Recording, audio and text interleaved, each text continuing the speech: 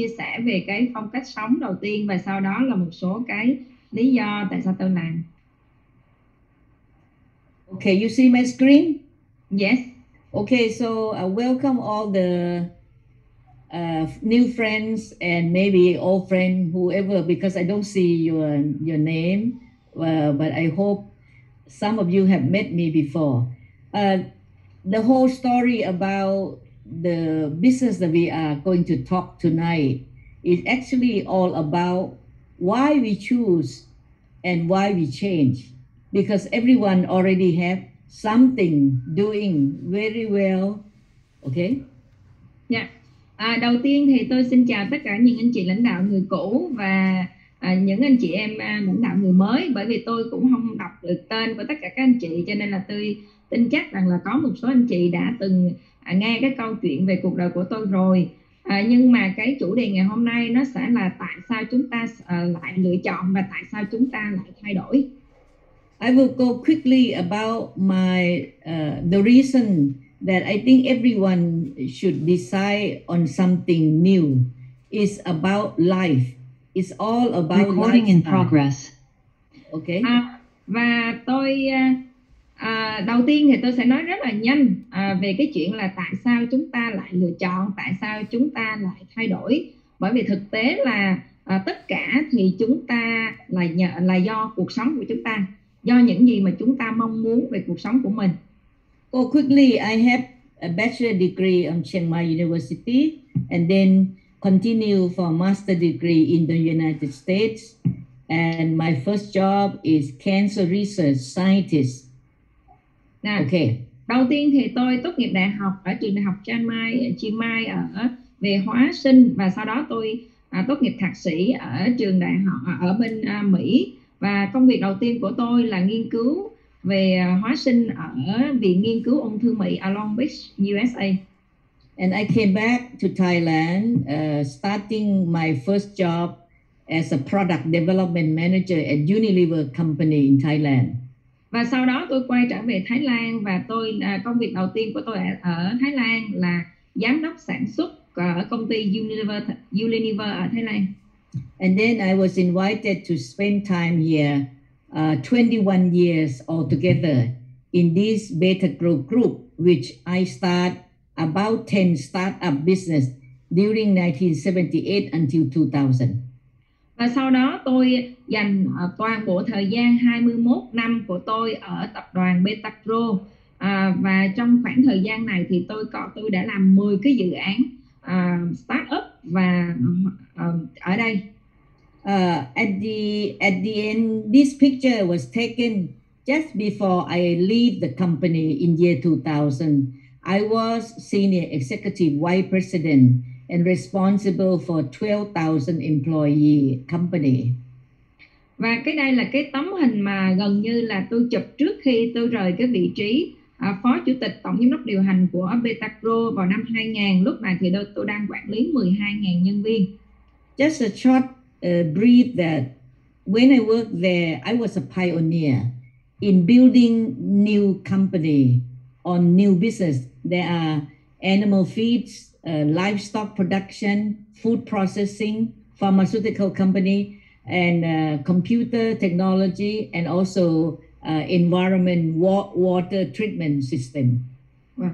Và trong cái khoảng thời gian làm việc ở đây thì tôi là một trong những người đầu tiên của công ty, của tập đoàn, cũng như là những người đầu tiên ở Thái Lan mà có những cái lĩnh vực kinh doanh từ rất là đa ngành, rất là nhiều lĩnh vực, từ cái là thuốc thú y cho đến nuôi con giống, đến ra thực phẩm, đến về đến về xử lý nước, đến về môi trường, và rất là nhiều cái lĩnh vực mà trong quá trình làm việc ở đây thì tập đoàn của tôi đã xây dựng và mở rộng. And this picture was when I make decision to leave the company, leave the corporate position to join Amway full time.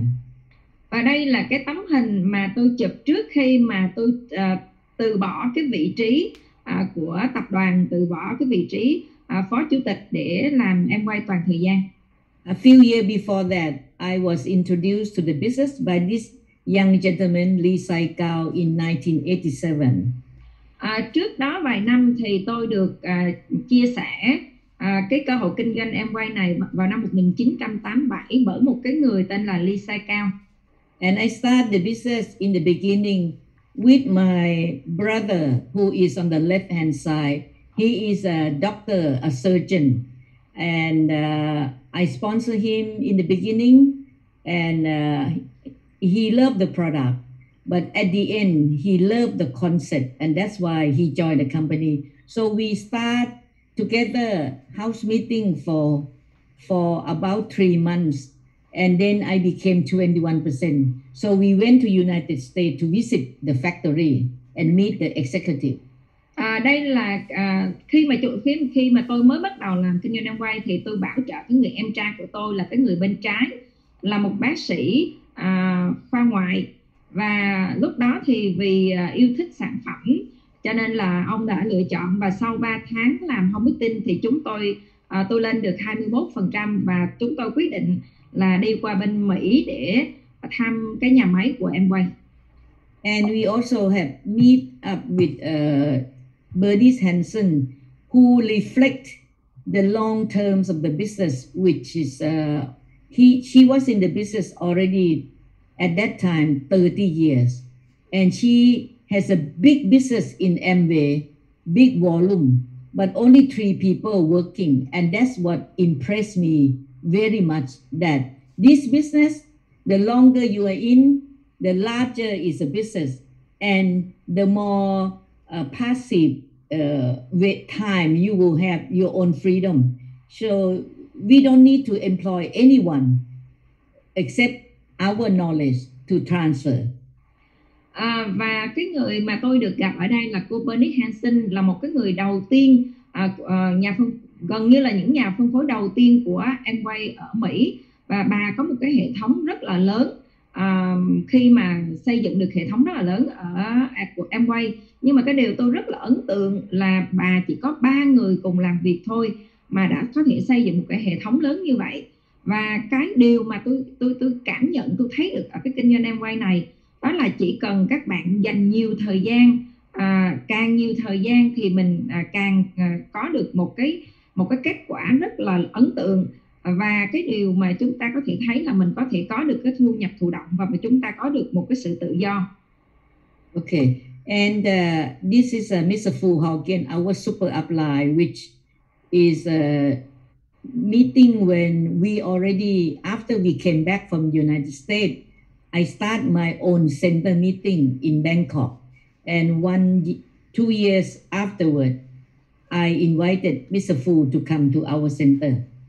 Và đây là cái tấm hình mà người đứng trên đây là ngài Fu Hokin, là cái người lãnh đạo tuyến trên hết của chúng ta, cái người mà thành công nhất của Amway toàn cầu. Và khi mà tôi quay trở về từ Mỹ, từ Ada, thì sau 2 năm thì tôi mở cái center ở phía bắc của Bangkok vào năm 1989, và tôi mời thầy Fu về để có thể chia sẻ cho chúng tôi. We will talk. Oops, sorry.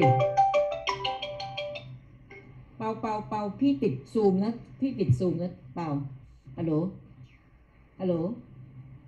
ลพี่ติดซูม meeting โทษ sorry. Okay. I want to come to this a little bit fast, because after I joined Amway full time in year 2000, I became executive diamond, and later on it took me about 8 years after I became full time to achieve as a founder council in 2008. Và tôi muốn đi có nghĩa là chia sẻ cho các anh chị nhanh về cái quá trình làm Amway của tôi. Sau khi tôi làm Amway toàn thời gian vào năm 2000 thì sau đó là tôi ngay lập tức trở thành EDC, Executive Chairman, và sau 8 năm sau đó thì tôi trở thành thành viên hội đồng sáng lập của Amway toàn cầu. I want to show you the result of the achievement first, because I am the person who came from the corporate world, so I see things in a big way. And when I understand the Amway business, I do in a long-term concept. So I want you to understand that this has become a very large business for myself as a business owner, and the lifestyle is something that very extraordinary. Nha, bởi vì tôi muốn chia sẻ cho các anh chị những cái hình ảnh này trước và tôi muốn đi bởi vì tôi là một cái người mà từ những cái tổ chức kinh doanh lớn, khi mà chuyển qua Amway thì cái góc nhìn của tôi là một cái góc nhìn kinh doanh lớn, và tôi muốn cho các anh chị thấy là với cái vai trò là một cái người mà có cái tầm nhìn như vậy, là tôi bắt đầu với kinh doanh với một cái góc nhìn và một cái cách thức kinh doanh rất là khác biệt cho đến ngày hôm nay. When I achieved Founder Council, which is the world class, only about actually 78 ABO at that time. It was the year that Amway celebrated 50 years anniversary. Yeah.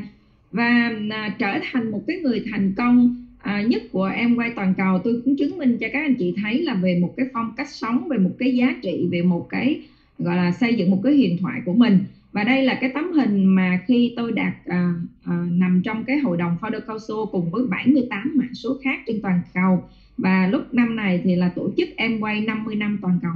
So when you are FC member, you will see the world of Amway because you are meeting with people at the top level of the world of the business. So every individual that you meet, you listen to them, and also the company meeting, you will deeply understood that this is really, truly a unique business and fantastic.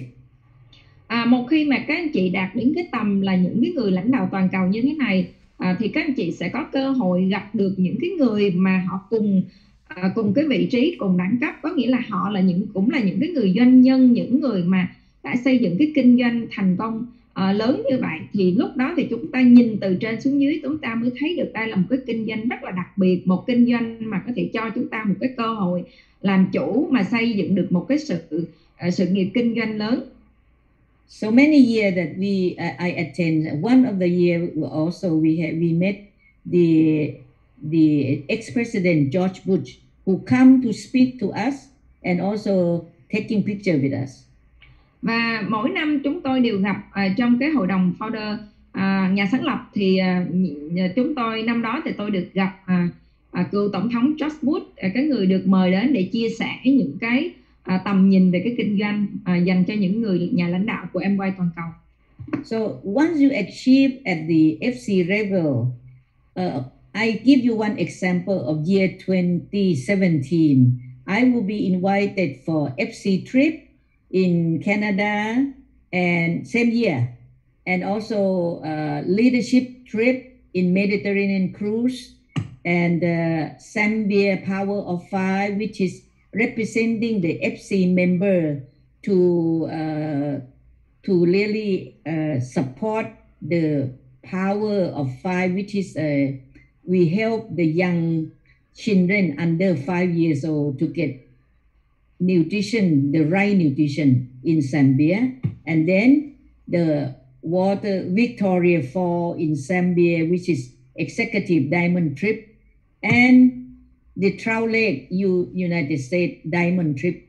So I will be invited for 5 trips with first class air ticket and the #1 VIP room in everywhere that I go. So this is a kind of reward as a recognition at your success level. Và tôi muốn chia sẻ ở đây một cái ví dụ về một cái năm mà khi mà tôi đạt cái vị trí FC thôi, thì mỗi năm thì tôi sẽ được mời 5 cái chuyến như thế này. Ví dụ như cái chuyến đầu tiên là chuyến ở đi Vancouver, Canada, là ở vị trí FC. Chuyến thứ hai là chúng tôi đi tàu Địa Trung Hải. Chuyến thứ ba là một chuyến rất là đặc biệt dành cho những vị trí lãnh đạo cấp cao của Amway toàn cầu, để mà đi hỗ trợ về dinh dưỡng dành cho những trẻ em dưới 5 tuổi ở Zambia. Chuyến thứ tư là chuyến đi thác Victoria ở Zambia dành cho EDC, và chuyến thứ 5 là cái chuyến đi trang trại Trout Lake ở Mỹ, USA. Okay, we go quickly. No need to translate. Just take a look of the beautiful. And this is Mediterranean cruise. And this is my brother, my sister. So we are brother and sister. So they are my first three leg. My brother one leg, my sister leg. Another leg is a secretary. So the first three leg we always enjoy trip together. And tôi muốn đi nhanh cho nên là không cần phải phiên dịch ở đây những cái chuyến gì đó, mà tôi muốn chia sẻ một tí là ba cái nhánh đầu tiên của tôi là em trai tôi là người bác sĩ, người thứ hai là em gái tôi, và người thứ ba là thư ký. Chúng ta đi du lịch từ xưa đến giờ 3 chuyến, có nghĩa là ba chúng tôi đi liên tục tất cả các chuyến. This is a Victoria Fall in Zambia. Very, very heavy, very, very deep. And we see things through a helicopter. Thác Victoria rất là cao và rất là rồi chúng tôi đi helicopter. And we also walk with we call the safari, then water safari, land safari. Và chúng tôi đi land safari là safari. Okay, we can go quickly. I just take a look, and then every time we will have dinner, and this is a USA. This is where the Nutrilite producing raw material at the organic community, I would say. Okay. Trang trại của em quay là cái trang trại gọi là organic, mà cả một cái vùng đất, tất cả vào cái vùng đệm đều là organic hết. I want to come to this family trip. Normally in a family you would have maybe mother, father and 2 children or 3 children. But because it happened that I don't have children, so I only have a lot of niece and nephew. So I could invite all my niece and nephew to go travel with me. So this is example of 2011. I took my niece and nephew to Ireland, Scotland, 8 person. Kashmir, 14. Hokkaido, 8. China, my sister, senior one, 5. Cinque Italy, 4 member. And the most recent big one would be in 2017 and 2019. But this one, I bring 17 members. So I want to say that once you achieve the financial freedom, you are truly the supporter of your whole big family. I sponsor every trip and almost every year, small or big. So this is how we enjoy life when we understand MD. Và đây là tôi muốn chia sẻ những cái chuyến của gia đình của chúng tôi cùng nhau đi du lịch. Thực ra thì gia đình mình hay nói là bố mẹ của mình hay là con cái thôi. Cái ý nghĩa gia đình của tôi là gia đình là tất cả các thành viên, bao gồm cháu trai, cháu gái, anh chị em, tất cả mọi người. Và chúng tôi đã đi rất là nhiều chuyến. Có những chuyến tôi tài trợ đến 17 người, 17 thành viên trong gia đình cùng đi. Tôi muốn nói rằng là khi mà chúng ta đạt được cái tự do về tài chính, thì chúng ta có thể làm rất là nhiều thứ, và chúng ta trở thành là một người hỗ trợ tất cả mọi chi phí tài chính cho cái gia đình lớn của mình. Okay, now, so I want to let you know that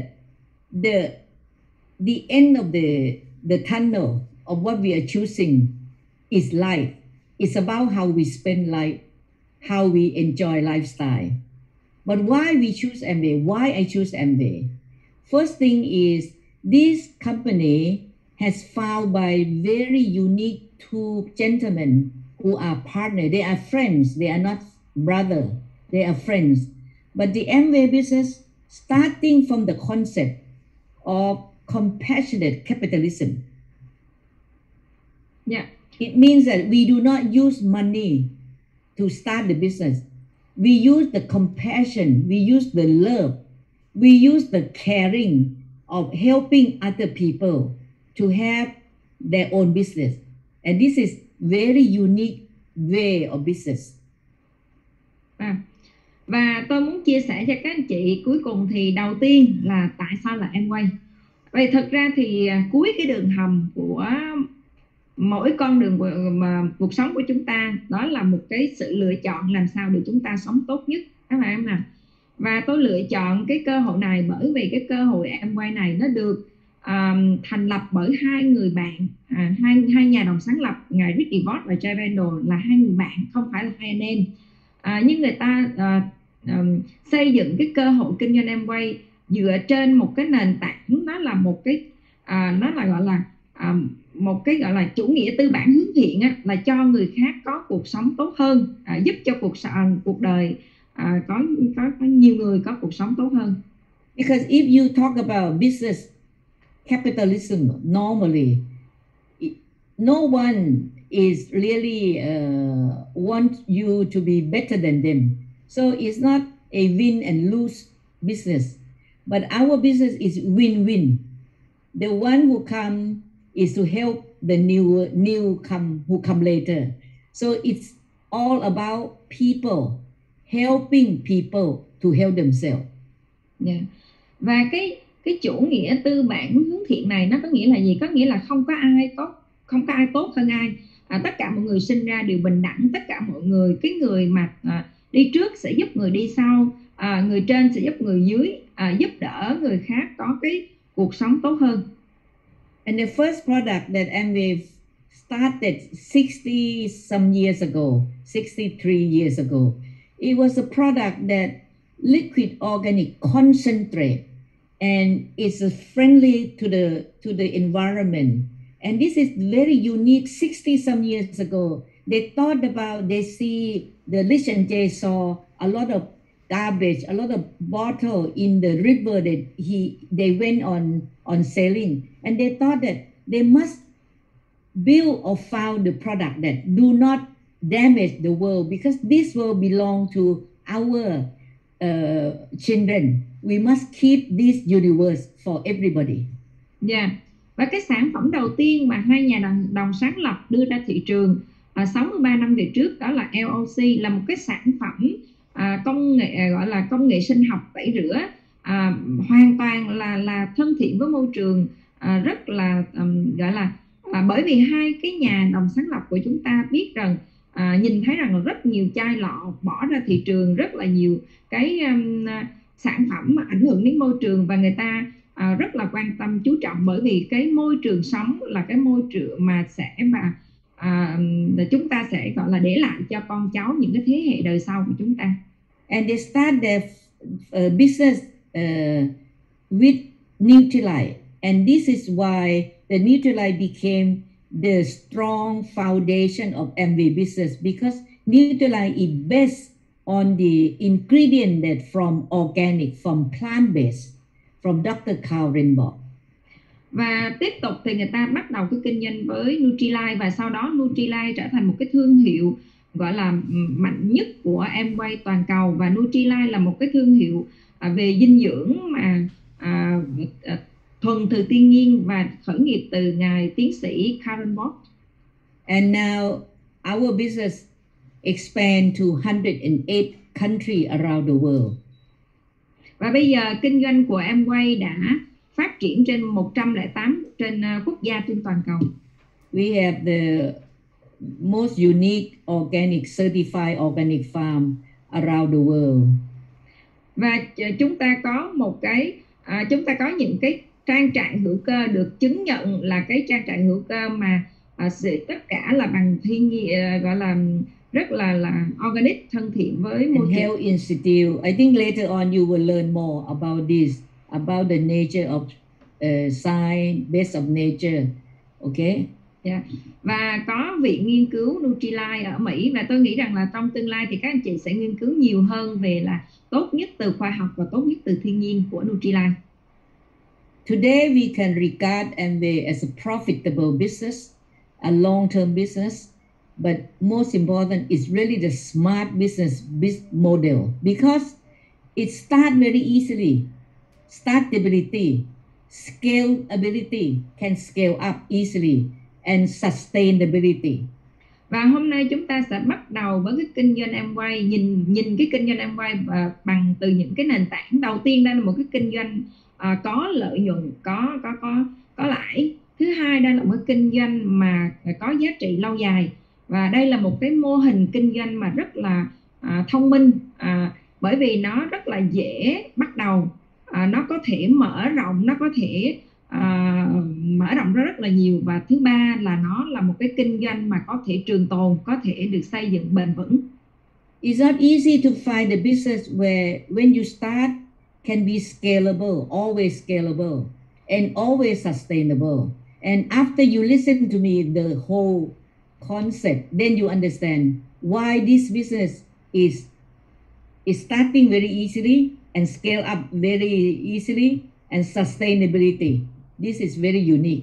Nó rất là khó để chúng ta tìm thấy một cái loại hình kinh doanh mà nó vừa dễ bắt đầu nhưng mà nó lại là dễ để mà mở rộng. Và cái thứ ba là nó lại dễ để có thể gọi là xây dựng bền vững. Hình như là ba cái này nó không thể nằm trong một, nhưng mà nó lại có trong kinh doanh Amway. Và chúng ta sẽ đi nhiều hơn và tôi sẽ chia sẻ ba cái khía cạnh này cho tất cả các anh chị ở đây. Because Amway start a very beautiful philosophy of helping men and women who wants to be the owner of their own business. Start by small capital. We sign up very small money. Because Amway always adapted and changed through time. Just like right now, the three trends is digital transformation, the e-commerce, and the wellness industry. Yeah. Và bởi vì cái kinh doanh Amway này nó rất là dễ bắt đầu, nhưng mà nó dựa trên một cái sứ mệnh là giúp người khác có cuộc sống tốt hơn, cho nên nó rất là từ một một khoản tiền rất là nhỏ, nhưng chúng ta vẫn có thể bắt đầu với cái kinh doanh này. Nó dựa trên những cái khuynh hướng, ba cái khuynh hướng mà rất là mạnh mẽ tại thời điểm hiện tại. Có nghĩa là cái nền tảng về công nghệ kỹ thuật số, nó đã chuyển đổi qua nền tảng công nghệ kỹ thuật số, và đây là một cái nền tảng thương mại điện tử mạnh mẽ dựa trên những cái sự thay đổi. Và cái thứ ba là về cái sự giàu có của chúng ta. All of us come to this business, join Amway as partner and have the mission of helping people to have better and healthier life. Và tất cả chúng ta ở đây là đối tác của công ty Amway, và chúng ta tham dự vô kinh doanh Amway này, và chúng ta đi bảo trợ người khác với một cái sứ mệnh là chúng ta giúp người khác có cuộc sống tốt hơn và có một cuộc sống khỏe mạnh hơn. Okay, I want to show you first to do this business, the hope of getting reward, okay, is when you achieve at around platinum. This is anyway the standard in Thailand, okay. Founder platinum meaning you qualify, everyone start with 0%, but once you achieve at 21%, then for 12 months, normally you earn around $50,000 per year.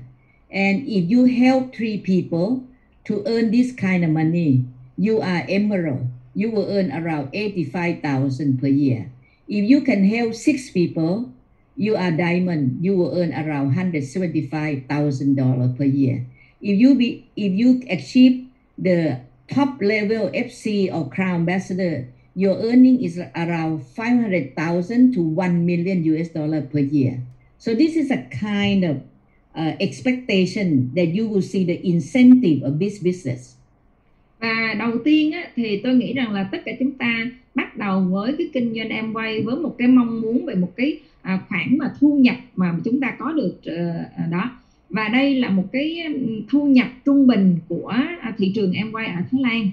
Nếu mà chúng ta đạt Founder Platinum 12 tháng trong năm thì chúng ta sẽ có được một cái thu nhập là 50.000 đô, khoảng chừng là gần 700 mấy chục triệu Việt Nam đồng.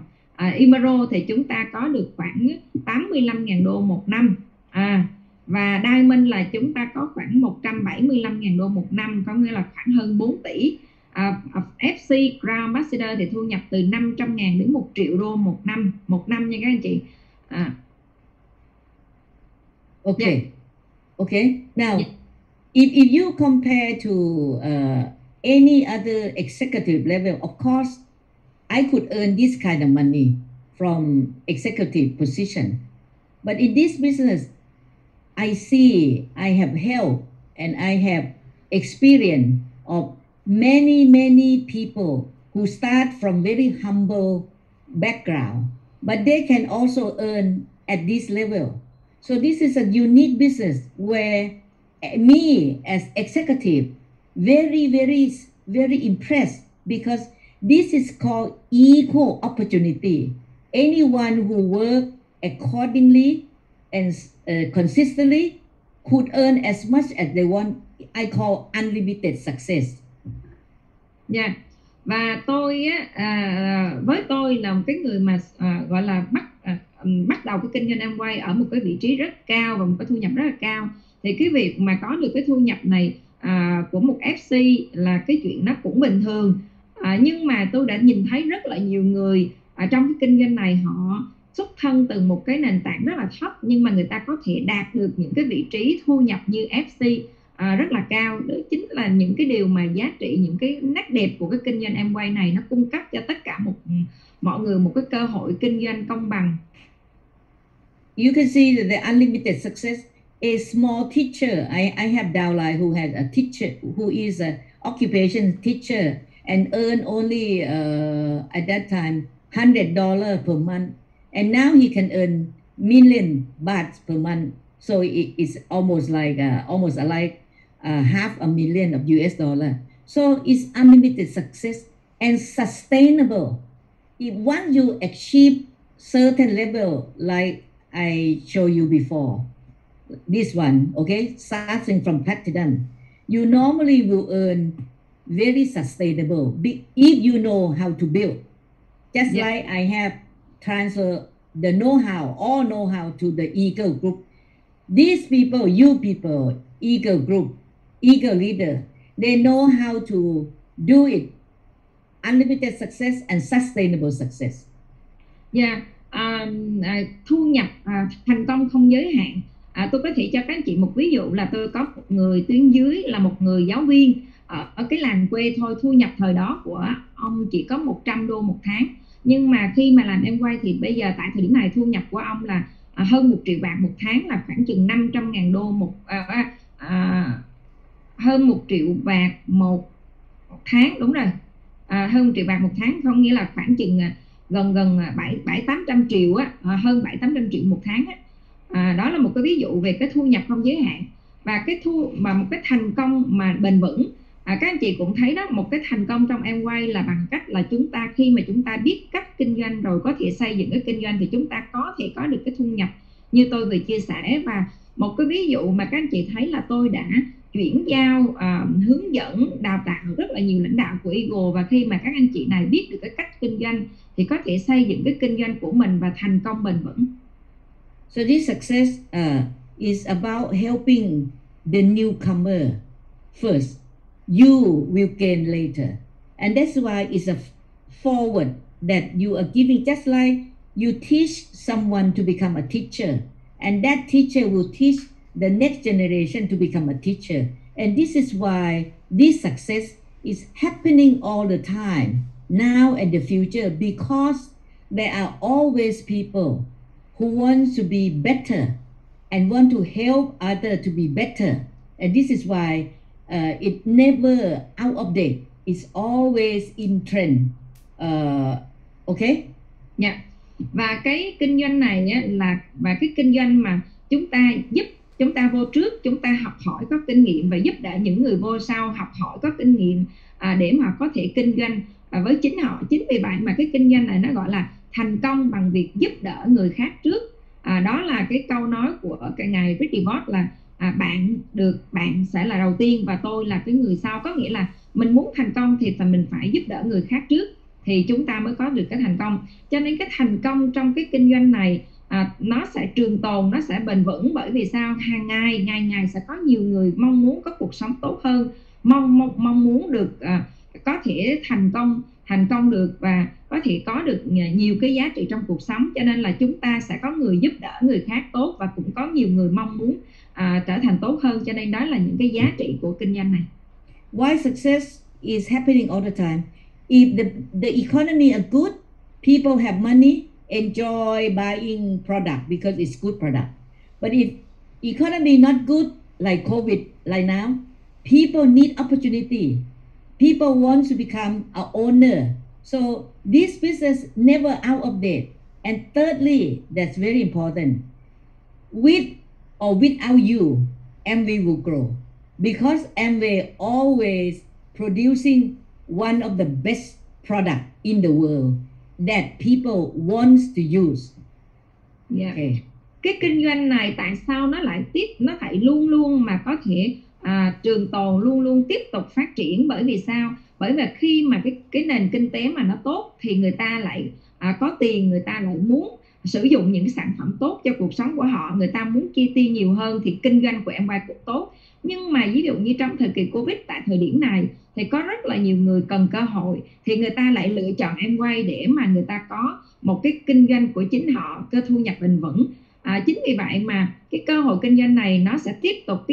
Và cái điều thứ ba mà tôi muốn nói với các anh chị là tại sao cái kinh doanh này nó lại trường tồn nữa, đó là vì công Amway luôn luôn sản xuất ra những cái sản phẩm mà tạo ra cái giá trị cho người sử dụng, và những cái sản phẩm này nó tự có chân nó chạy. Có nghĩa là có hay không có các bạn thì Amway nó vẫn trường tồn, Amway vẫn phát triển, bởi vì sản phẩm của Amway tự có cái chỗ đứng trong xã hội, trong thị trường. And this is why the success in Amway will keep the value for life, because once you establish your own business without risk, without money, but compassionate, once you are successful in financial return, you will have time to enjoy family, freedom to do anything, and you always have hope to help people, because and also you gain the fair reward of your contribution. Và cái điều thứ tư trong của cái thành công trong giá trị của thành công của Amway, đó là thành công với một giá trị của cuộc sống. Bởi vì sao? Chúng ta bắt đầu từ những cái kinh doanh, từ những cái rất là đơn giản, thông qua những cái giá trị của cái gọi là chủ nghĩa xã hội hướng thiện của Amway, để đến khi mà chúng ta dựa trên những cái nền tảng đó, chúng ta phát triển và thành công cho Amway, trở thành cái người mà có cái tự do về thu nhập, tự do về thời gian, thì chúng ta back lại, chúng ta trở lại, chúng ta hỗ trợ gia đình, chúng ta có những cái hy vọng cái cuộc sống tốt hơn, chúng ta có những cái tưởng hưởng tốt hơn, và chúng ta giúp đỡ nhiều hơn cho chính gia đình mình. And best part of all is the success come through your personal growth. You will change yourself from less confident to be confident, to be courage person, to be a person who gain leadership, and so good respect, self-respect. You have dignity. You respect yourself. So every step of your success, you are gaining your net profit on your personal growth. Yeah. Và cái điều quan trọng nhất trong cái thành công trong Amway đó là sự phát triển của bản thân mỗi người. Có thể các anh chị bắt đầu với cái kinh doanh hiện tại, các anh chị không phải là cái người mà có nhiều cái có thể tự tin, có thể có nhiều cái nhưng mà càng ngày khi mà bắt đầu với kinh doanh Amway, khi mà có nhiều cái sự động viên từ người khác, thì các anh chị tự tin hơn, rồi sau đó các anh chị có thể là cái người mà có thể động viên người khác, truyền cảm hứng cho người khác, trở thành cái người mà lãnh đạo, và sau đó mình có một cái sự phát triển vượt bậc về những cái tố chất lãnh đạo của con người, bản thân mình trở thành tốt hơn, trở thành tự tin hơn, trở nên là một cái người mà có nhiều cái mặt mà rất là tốt, trở thành một cái người lãnh đạo thực thụ. And you can, I experienced myself that when I was executive corporation, I may be very successful in my job, in my salary, but the life never balanced. The time and the quality of time are never the same. You carry all the burden. And so when you come into this business, one good thing is you don't need to invest any factory, no need to have the cash flow to run the stock. You no need to hire any people. So your success is really helping other people to be more successful. Then you have the balance of time and security and peace of mind.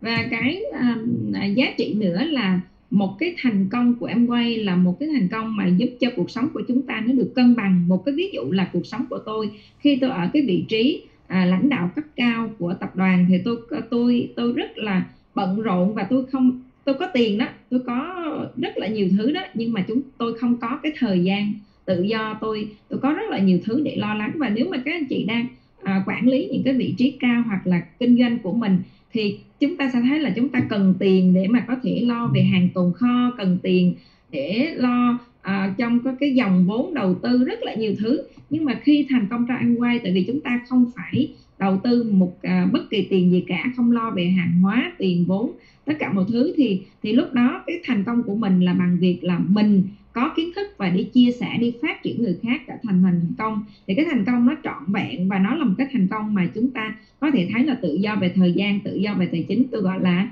cân bằng về cuộc sống. And you can set your own control. You can set when you want to move up, how fast, how slow is up to you. Amway cannot demand you. It's because you own your own business. Và các anh chị có thể tự kiểm soát cái thành công của mình. Tại vì sao? Khi mà các anh chị đây là kinh doanh của chính các anh chị có muốn thành công nhanh, thành công chậm, làm bao nhiêu nhánh cùng một lúc, đó là việc của các anh chị sắp xếp thời gian của chính mình để có thể quyết định cái thành công của mình. So when I start, I still working in the corporation. I only have Sunday afternoon to do the business. So I went slow. But once I choose, after I retirement at, I think at that time I was 52 years old, I took my retirement. I choose Amway 100%. Then I moved up in 8 years to become the founder council. And the current turnover is around 100 million US dollar of sale in my group. Và khi mà tôi bắt đầu Amway thì tôi bắt đầu bán thời gian.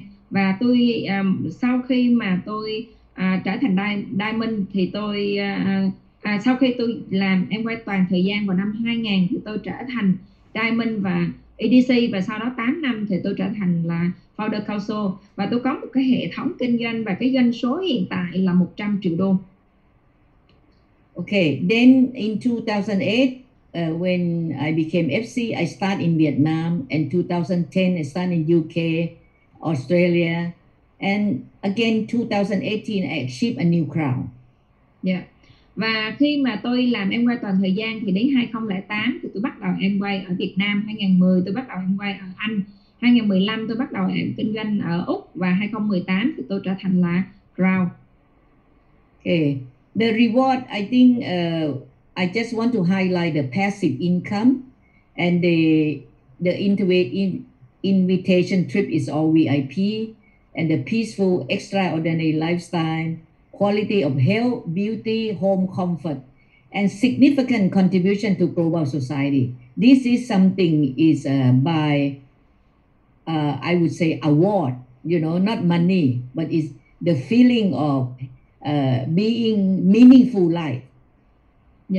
Và những cái tưởng thưởng và những cái phần thưởng mà tôi muốn chia sẻ cho các anh chị ở đây, cái đầu tiên mà chúng ta có thể thấy đó là một cái thu nhập thụ động rất là lớn. Và cái thứ hai là những cái phong cách đi du lịch, những cái chuyến du lịch VIP, có nghĩa là hạng nhất, và những cái phòng tổng thống. Cái thứ ba đó là một cái cuộc sống mà phi thường, rất là gọi là yên tâm, mà cái tâm trí gọi là yên bình và cuộc sống phi thường. Và cái thứ tư là có một cuộc sống mà sức khỏe tốt, đẹp, một cái gọi là tận hưởng một cuộc sống rất là thoải mái. Và đặc biệt cái thứ năm đó là một cái đóng góp mà rất là lớn cho cái xã hội, và tôi gọi đó là không phải là tiền nữa, mà đó là những cái phần thưởng mà một người thành công trong Amway như tôi đang đạt được. Okay, for example, this is a training in Taipei. I stand here, and a big crowd. So I contribute to to the organization of Mr. Fu and my organization. I think all of you also were there, right? Eagle, you also there in Taipei. Và đây là những cái hình ảnh mà chúng tôi đào tạo tổ chức một cái chương trình ở Taipei, Đài Loan năm 2016, và tôi cũng là một trong những diễn giả mà có sự đóng góp cho cái tổ chức RADO toàn cầu, và tôi nghĩ là tất cả một số anh chị ở đây thì có tham dự ở cái chương trình ở Đài Loan. In 2018 we have big function in Bangkok together with Mr. Fu celebrating 40th anniversary, and I want to tell you that why Mr. Fu is so important, because in the world of Amway with 8 billion US dollar, 8 billion of US dollar, I guess about 50% under Mr. Fu leadership. Yeah. Và đây là một những cái hình ảnh mà hình trước anh chị thấy là cái chương trình RADO chúng tôi tổ chức năm 2018, 40.000 người tôi tổ chức ở Thái Lan, và đây là một cái người lãnh đạo tuyến trên của tất cả chúng ta, một cái người mà gọi là khai sinh ra hệ thống RADO, và người này rất rất là quan trọng, tôi có thể nói với các anh chị. Bởi vì sao như vậy? Trong tổng doanh số của Amway toàn cầu là 8 tỷ đô thì tất cả dưới hệ thống của ngài Phu này là 4 tỷ đô, chiếm 50% của tổng Amway toàn cầu. This is in Bangkok, Emerald and above in this meeting room of the function phenomenon. Và đây là cái tấm hình mà những lãnh đạo Emerald trở lên ở Bangkok vào 2018 được đào tạo đặc biệt. Okay, and then again, just go quickly to let you know, October 2020, because of the COVID, we do the virtual. I also organize another virtual program, 15,000 people online, very, very dynamic and also exciting. Và tôi muốn chia sẻ cho các anh chị những cái tấm hình vừa rồi là năm 2020 khi mà tình hình Covid xảy ra thì chúng tôi có một cái chương trình online, và tôi tổ chức một chương trình 15.000 người ở Bangkok và một số nước. And during the COVID 2020, I also achieved new at Founder Crown. And I want to just to show you that on the left of my side, this is a surgeon, a heart surgeon, and this on the right is an eye surgeon. So actually, in Thailand, we have many professional people join Amway. Now they're all full time, already left the medical field, and only do a little bit of consulting. So we have many professionals in our Amway Thailand. Và năm 2020 tuy là Covid nhưng mà tôi đạt được vị trí là Founder Crown, và hai bên đứng bên cạnh tôi là hai cặp vợ chồng đều là làm trong ngành y. Cái người bên tay trái là cái người bác sĩ phẫu thuật về tim mạch, và cái người bên tay phải là bác sĩ phẫu thuật về mắt. Và cả hai vợ chồng này thì cũng đã làm Amway toàn thời gian, và bây giờ người ta chỉ làm ở cái vị trí là tư vấn ở những cái vị cho cái công nghiệp Việt truyền thống trong nghề bác sĩ thôi. Some of you may think that then one day maybe we don't have any doctor to work, but actually what I want to say is doctor also want life. Everyone want a peaceful life, want a passive income life, because one day, even how good you are, heart surgeon, but one day you also get old. One day you also want your family lifestyle. And that's why a lot of professional people understand the end of the active career. We want a passive income. Và các anh chị có thấy mà ở bên Thái thì rất là nhiều cái người mà có vị trí cao trong xã hội làm Amway, và các anh chị sẽ có thể nghĩ là ôi nếu như vậy thì một hồi là hết và không có ai đi làm bác sĩ nữa. Nó không có nghĩ như vậy. Tôi muốn chia sẻ rằng là bác sĩ đi nữa thì người ta cũng cần cái cuộc sống tốt, cũng cần cái thu nhập thụ động, cũng cần một cuộc sống yên bình. Chính vì vậy mà người ta lại cần Amway, người ta cần cái giá trị của cái cơ hội kinh doanh Amway này. And this is a recognition by FC function that happened May 26 very recently. the one you saw, this one recognized by Amway Thailand, and we have another one by Amway Global. So I want you to see. Dạ, đây là những cái hình ảnh tưởng thưởng của nhà One of our favorite parts of any Amway event. It's where we recognize new achievers. So congratulations to our FC members who have reached new achievement levels in their businesses. We are in awe of your continued strength and leadership through these many challenges. We're thrilled to be celebrating your achievements today and so honored to have you as part of the Amway family. You continue to inspire and motivate us to reach new heights. Thank you for all you do. I echo Steve and Doug. Congratulations, and thank you for all you have done and continue to do. This is such a momentous achievement.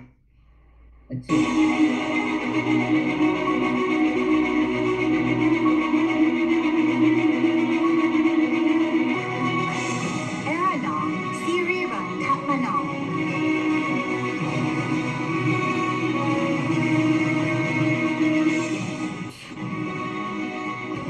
It is my great honor to be here with you, all the members of Founder Council from around the world.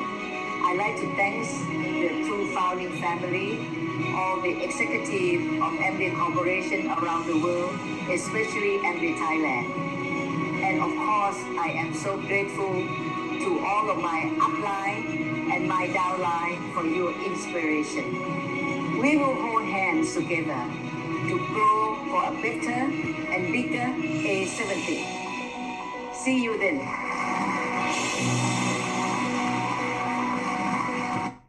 Okay, and this is official picture. Okay, I want to share with you some of the idea of how we are talking at FC. Actually, nowadays, this business is attractive to the young generation. And this is why there is a question that members of the family, founding family, would ask FC, and I'm one of them, of the 7 people, that they, for example, how to make Amway a magnet to the next generation, because next generation want a lifestyle. They want to work a few years, 5 years or 10 years, and then retire young. And this is how our business is so suitable to them, because they can set their own success. They can set their own timing. Yeah. Và chúng tôi thì nằm trong cái hội đồng Founder Council, và cái mục tiêu của cái hội đồng Founder Council 2021 là muốn nhấn mạnh đến những cái thế hệ kế tiếp, và Amway toàn cầu đã đưa ra một cái chiến dịch, nó gọi là làm sao để có thể gọi là hướng cái thế hệ kế tiếp, và nhìn thấy Amway nó giống như là một cái đích đến, một cái giá trị lớn mà người ta cùng nhau có nghĩa là nhìn thấy cái cơ hội kinh doanh Amway này. Okay, and so I answer something. Okay, and also there was a story about the real young girl who used the passion of helping people to experience of the products through the social commerce. So this Xu Shenhu is one of the very successful in China. She is a young girl, less than 30 years old, and qualified at executive diamond. But not only just executive diamond, but her income can equal the FC, because her volume is being consumed day and night, because she is building the community of young leader through social, online and offline. So this is one of the case which very outstanding from China. Wow. Và chúng tôi có đưa ra một cái ví dụ ở đây là cô Hani Su, là cái người Trung Quốc, và cô này là cái người mà dưới 30 tuổi sử dụng những cái hình ảnh của mình trên thương mại trên mạng xã hội, và sử dụng những cái kiến thức, những cái điểm mạnh của các sản phẩm Amway mà xây dựng một cái cộng đồng kinh doanh của mình. Mặc dù cô hiện tại cái vị trí chỉ là EDC thôi, Executive Diamond thôi, nhưng mà thu nhập của cô ta là tương đương một FC, là tương đương một cái người mà trong hội đồng sáng lập, có nghĩa là EDC nhưng mà thu nhập cả triệu đô một năm đó các anh chị. So you can tell the young girl who are about 30 years old can earn $1 million per year. So this is a fantastic business, isn't it, for the young people? Wow. Cho nên các anh chị có thể thấy là một cái người mà dưới 30 tuổi mà có thể có được một cái thu nhập 1 triệu đô một năm, đó thực sự là một cái khoản thu nhập mà khổng lồ, phải không ạ? The reason that we can achieve because we are building health and wellness community, which is something that good for mankind and also necessary for mankind. Nobody refuse health and wellness, right? So Yeah. we just need to build as a community, as our group, just like our downline, our organization is a community. Yeah. Và các anh chị thấy là không có một cái có nghĩa là cái mục đích của cái kinh doanh của chúng ta là xây dựng một cái một cộng đồng mà khỏe đẹp giàu có, cho nên không ai từ chối cái giá trị của cái kinh doanh này cả. Okay, so this is another example. Mandy from Korea. She write the blog in the social media.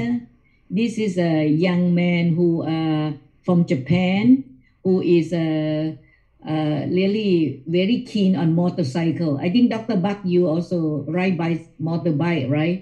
And this young man also show how he drink protein on social, on TikTok, on social media. Yeah. Và cái hình trước là một cái cô người Hàn Quốc mà cũng viết những cái gọi là làm một số cái chương trình của chuyển lên trên mạng xã hội. Và cái anh chàng này là anh chàng người Nhật, cũng là cái người mà đi xe đạp và cũng quay những cái TikTok về uống protein show lên trên mạng xã hội, thì có thể xây dựng được cái cộng đồng và cái thành công của mình. And like this one, as Milin, our CEO, reflecting how deep our Nutrilite and how deep is our research and development are working. We work hand in hand with a good organization like Stanford Medicine University to do development, anything about health and wellness. Và trên hình là cái hình ảnh ngài Melin Pan là CEO của tập đoàn Amway.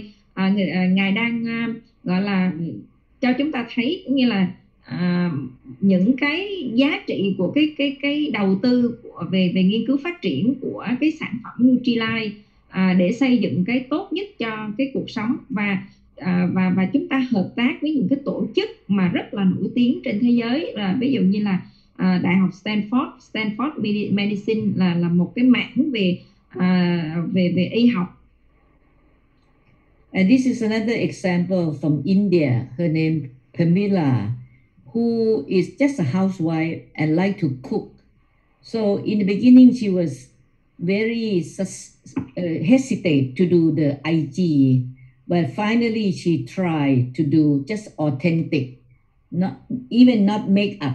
See, she cook something, she talk something, she feed her children. But anyway, one of her protein, plant-based, which is our protein, eating or taking on the TikTok, on the IG, get 8 million view in India.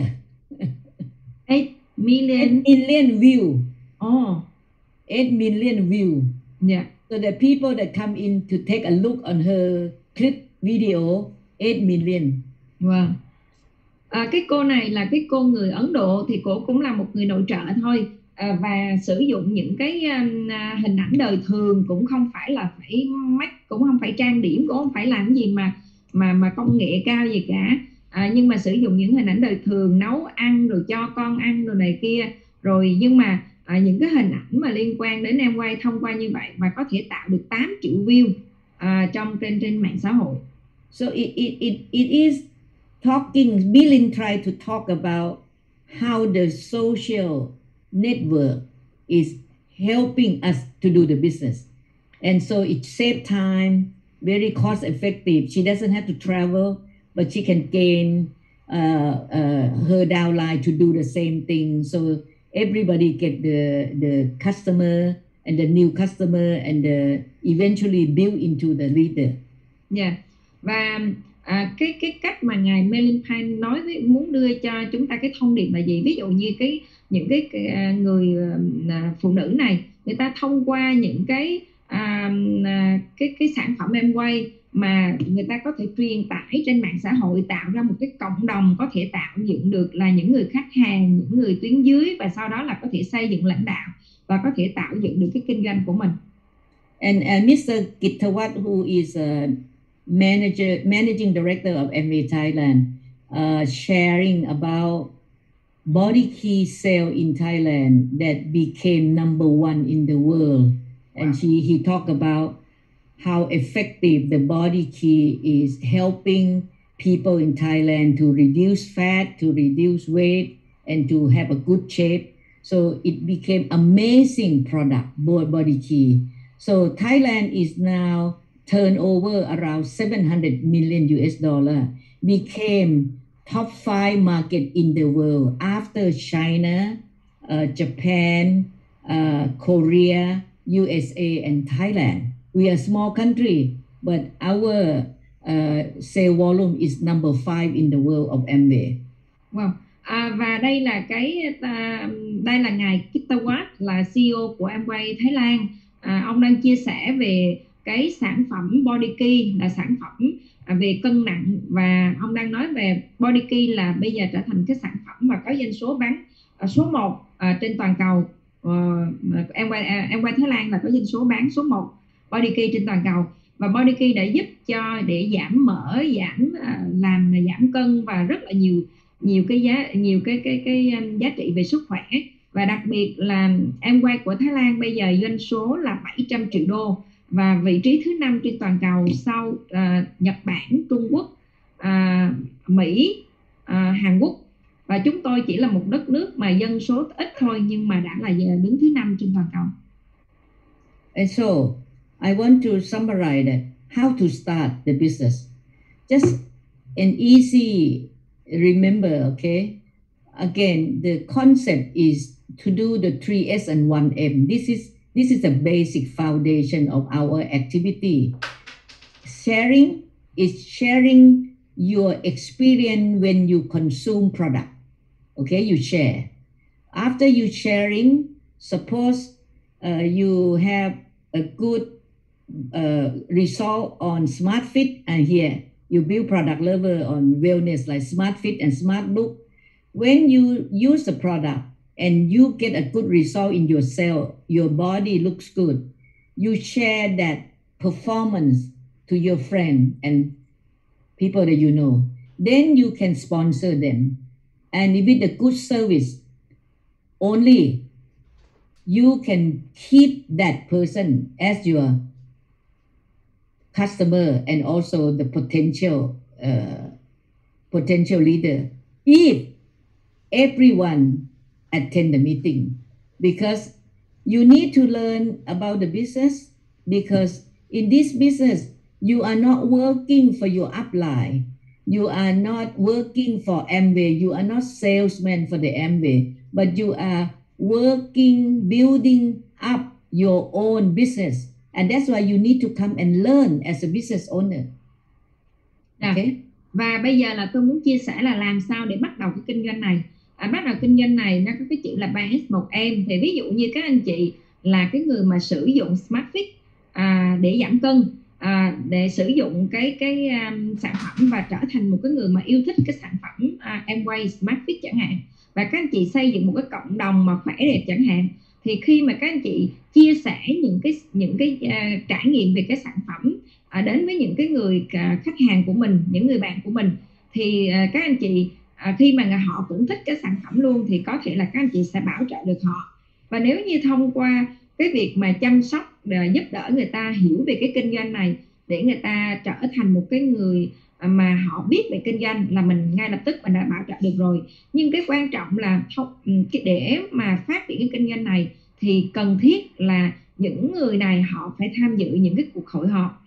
Cái cuộc hội họp này tại sao chúng ta phải tham dự? Bởi vì sao? Chúng ta phải biết làm sao để có thể xây dựng cái kinh doanh này trở thành để mà thành công với nó. Bởi vì đây là kinh doanh của chính các anh chị làm chủ, các anh chị không có đi làm cho tuyến trên của mình, không đi làm cho ai hết, và các anh chị phải biết làm sao để có thể xây dựng của kinh doanh của chính mình. Okay, and then you already talk about build product lover community. I just share example. You can talk more. Okay, so and then our task, our mission to build the business is actually to build product lover community, the community that enjoy the wellness, the health from smart fit, and the beauty good skin from smart look, either online or offline. This is our task. Yeah.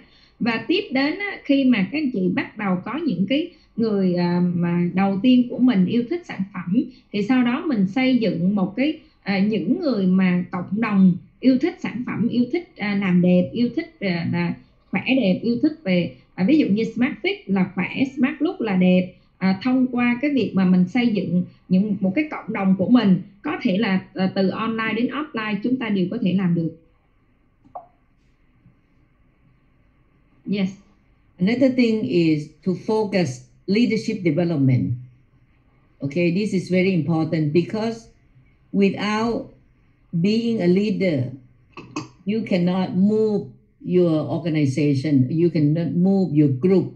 And that's why the person who will be successful is a person who know how to work with people. Because the people that you are working with are not your employee, which is different from being executive. You cannot order anything to your downline. You actually must be a good inspirer. You must be the people who can encourage people to become better and to become the owner of their own business. So help people in order that one day they can help themselves.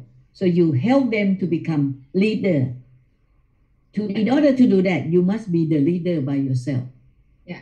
Và cái bước kế tiếp mà các anh chị có thể gọi là xây dựng cái kinh doanh này là các anh chị phải tập trung để xây dựng mình trở thành một cái người lãnh đạo và xây dựng những cái người dưới mình trở thành lãnh đạo. Bởi vì sao? Cái kinh doanh này là kinh doanh của chính họ, của chính những cái người chính mình làm chủ và chính cái người tuyến dưới của mình làm chủ. Cho nên mỗi người muốn thành công thì mình phải biết làm sao mà có thể dẫn dắt đội nhóm của mình phát triển. Dẫn dắt ở đây tại sao nó khác hoàn toàn với kinh doanh truyền thống? Trong kinh doanh truyền thống là các anh chị có thể ra lệnh cho người ta làm, nhưng mà trong kinh doanh em quay thì mình là tuyến trên nhưng mình không có quyền yêu cầu tuyến dưới làm việc, và tuyến dưới cũng không làm cho mình.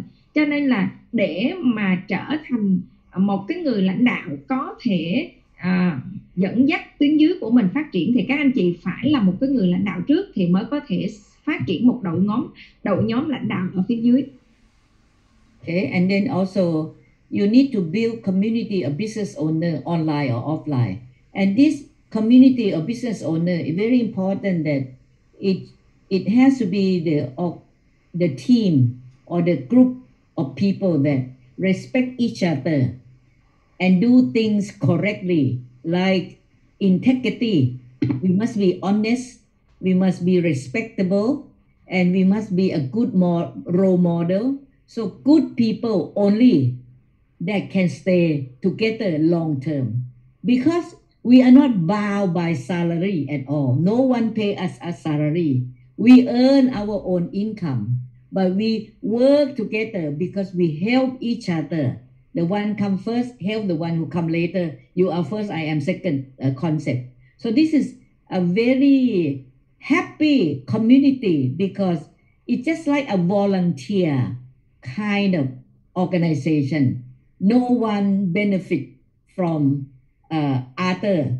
Everyone is actually work for yourself, but we are win-win. Everybody are win because marketing plan will give us the fair income.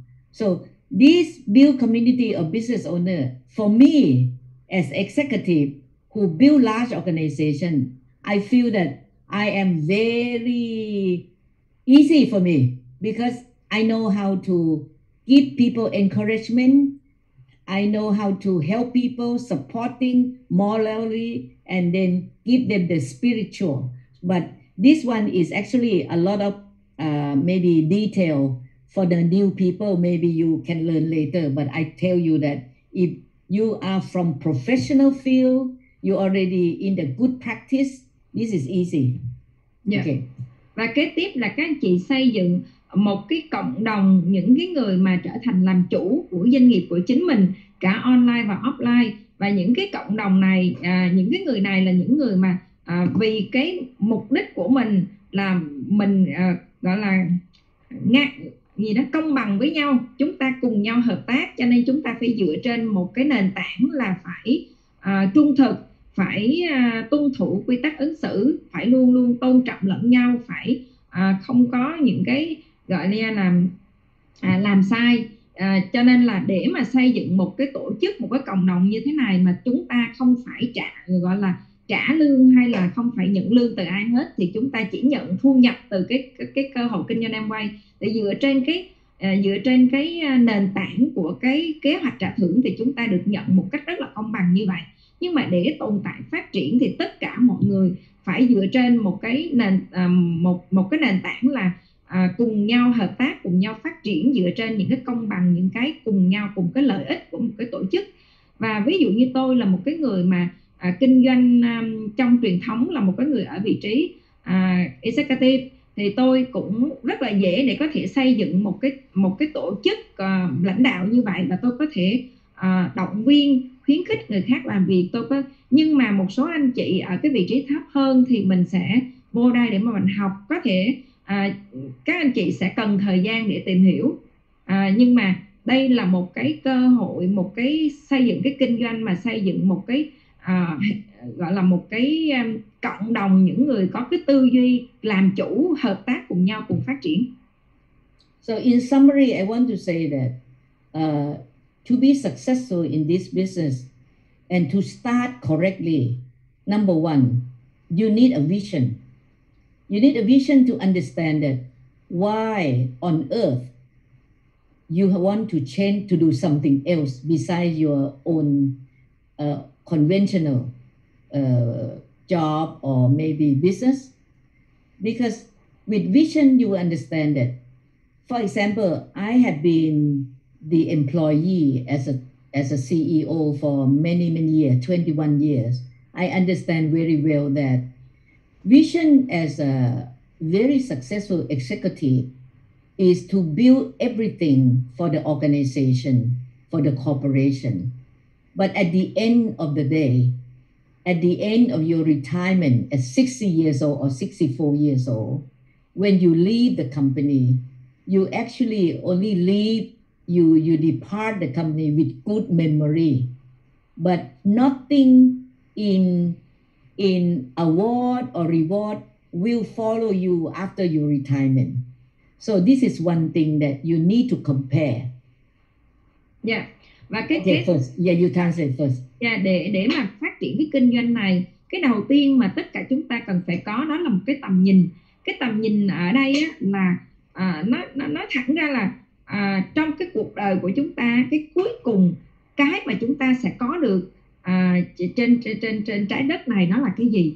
Và ví dụ như một cái vị trí như tôi đi, một cái người ở vị trí cao, hay là các anh chị làm ở cái vị trí cao đi, thì cho dù là mình làm ở một cái vị trí mà chúng ta có rất là nhiều thứ, nhưng mà giả sử 60 tuổi khi mà chúng ta nghỉ hưu, thì khi chúng ta nghỉ hưu rồi thì cái mà nó còn lại ở những cái vị trí, những cái chức danh đó nó không theo của chúng ta, và những cái phần thưởng, những cái tưởng thưởng, những cái giá trị mà chúng ta theo đuổi nó không còn nữa, nó không có thể tiếp tục mà tưởng thưởng, tiếp tục mang đến cho chúng ta những cái giá trị về cuộc sống, những cái mà chúng ta theo đuổi nó có được, lúc đó nó sẽ dừng. Cho nên là tất cả các anh chị ở đây, nếu mà chúng ta là những cái người mà đang có một cái cuộc sống tốt, vị trí tốt trong xã hội, chúng ta phải lựa chọn đó là lựa chọn các anh chị, chúng ta lựa chọn cái tầm nhìn của mình. Tại sao phải là Amway? Tại sao chúng ta phải xây dựng cái kinh doanh làm chủ của chính mình? So when I met up with the opportunity 30 some years ago when I was working in my medical company, I saw something at this and that day I do not know that it's vision. I told myself that it's my common sense. When I met up with Amway opportunity, I found out that I can sign up at 500 baht, which is about, $20. And I will own the marketing right for 7 products at that time. And those 7 products are the consumable product. It's about dish drop, about cleaning dishes, powder, washing powder, and LOC, the liquid organic concentrate, and another one is car wash and silicone glaze, and another one is glass, clean glass. I saw those 7 products. Wow, this is so exciting because I was working at Unilever. We built big factory to produce also 7 products. Unilever, there was Colgate, there was washing powder, similar to what I now meeting. So I was excited that I can market consumer product of 7 items by partnership with Amway, 500 baht. But I never know Amway before. I never heard before. So that upline, my upline only say that because the company is long time already operate in USA already 30 years and now expand to 40 countries around the world. Do you know? I already believe that. I say, oh, okay. Then I understand. I sign up even before I see the product. And that the reason is 500 baht to pay with no other investment. And then I can market the consumer product, which is people need. And thirdly, I can own the business. See, these 3 things told me by common sense that better sign up, nothing go wrong. Okay, 40 country, 30 years already. So, and that day, I don't know what it called, but today it is the vision. Yeah. Okay, so và với tôi, cái tầm nhìn của tôi thì nói thẳng với các anh chị, tại thời điểm mà tôi bắt gặp Amway thì tôi không nghĩ là lúc đó tôi nhìn thấy cái tầm nhìn đâu. Tôi chỉ nhìn thấy nó gọi là common sense, có nghĩa là một cái cảm giác của con người, cảm giác mà tôi lựa chọn cái cơ hội. Bởi vì sao? Tôi nghĩ là đăng ký chỉ có 500 baht, nhưng cái vấn đề là khi tôi nhìn thấy một cái công ty đang có 7 cái sản phẩm về tẩy rửa, rồi LOC, rồi rửa xe, rồi giặt giũ, rồi nói chung là những cái sản phẩm cơ bản thiết yếu như vậy. Và tôi là cái người tôi nhìn thấy lúc mà tôi làm giám đốc sản xuất của Unilever, tôi nhìn thấy cái cơ hội của sản phẩm mà tiêu dùng thiết yếu ra thị trường. Thì có một cái điều mà tôi cảm nhận là gì? Tôi là cái người mà làm hợp tác, partner, hợp tác với cái công ty Amway để có thể gọi là phân phối 7 cái sản phẩm này ra thị trường là quá đủ rồi. Tôi cảm thấy rất là hào hứng bởi vì 7 cái sản phẩm này là 7 cái sản phẩm mà có thị trường rất là lớn đó. Và lúc đó nói thẳng với các anh chị là tôi cũng không biết công ty Amway là như thế nào, công ty Amway là ai. 30 mấy 40 năm về trước thì tôi nghe cái người tuyến trên của tôi nói rằng là đây là một cái tập đoàn mà đã hoạt động trên 30 năm rồi, đã hoạt động trên 30-40 quốc gia và vùng lãnh thổ rồi. Thì ngay lập tức là tôi có một cái cảm giác là đây là một cái cơ hội rất là tốt. Tôi muốn làm chủ cái cơ hội kinh doanh này, tôi muốn đăng ký ngay, vì nó gọi là đăng ký 500 baht ngay để làm nhà phân phối của Amway. Bởi vì tôi muốn có một cái điều thứ ba quan trọng nhất là tôi muốn sở hữu cái kinh doanh này, tôi muốn làm chủ cái kinh doanh này của chính tôi. But today, everybody knows that Amway product are quality product. So very simple for everyone to start. Your vision is to look for or maybe accept the opportunity that maybe after you use the product, if you like them, you will want to learn more. So if you like the product, please try to learn the meeting that I talked about in the beginning. The meeting will bring you to more information, and the more information will make you believe that this business will work, because this business is all about human being who wants to own their own future, who wants to have freedom to run their own life, to set their own success. So you will understand that, wow, this is something I'm looking for, but I just never thought that it came in the product, in the company, in the business that called Amway. Yeah. Và cái thời xưa á, thì như tôi nói đó, không có nhìn thấy đó là một cái tầm nhìn, nhưng bây giờ thì chúng ta thấy là đây là một cái tầm nhìn lớn. Và cho đến thời điểm này thì sản phẩm Amway thì rất là có nổi tiếng trên xã hội và được công nhận là những cái sản phẩm top đầu trong xã hội, số 1 trong xã hội rồi, cho nên tất cả mọi người đều biết điều đó. Và bây giờ chỉ cần là ví dụ như chúng ta chỉ cần xài cái sản phẩm và trải nghiệm đó mà thấy tốt thì các anh chị có thể nhìn thấy cái cơ hội ngay, nhìn thấy cái tầm nhìn của các anh chị ngay. Và nếu như các anh chị tham dự nhiều cái chương trình hội họp hơn, thì tại vì ở đây á, cái chương trình hội họp thì các anh chị sẽ hiểu hơn về cái cách làm sao để làm Amway, để có thể xây dựng cái kinh doanh, có thể phát triển cái kinh doanh này. Và nếu mà các anh chị thông qua cái việc mà hội họp, các anh chị tìm hiểu phát triển, thì lúc này các anh chị đã nắm bắt được cơ hội và có thể phát triển cái kinh doanh này của chính mình. So the important of vision is to give yourself a chance to learn, so that you will find out that why I should do Amway, why should I use the product, and why should I do the Amway. After you understand the marketing plan, after you're familiar with the community, after you know that what is good things about this business. So the vision part is very important. Give yourself a chance to believe in the business by yourself. And you cannot believe if you do not learn, because no one can just imagine and understand something that you never know before. Okay? So listen and learn and follow the person that have introduced you, because we have already built eager group as successful, as best practice as they can, and you are coming into the very good environment and good seed, I mean good foundation of soil that you can grow. Yeah. Cho nên cái tầm nhìn nó rất là quan trọng. Một khi các anh chị đã có cái tầm nhìn rồi thì các anh chị hãy cho mình một cái cơ hội để tham dự, để tìm hiểu, và các anh chị có thể nắm bắt cơ hội đó.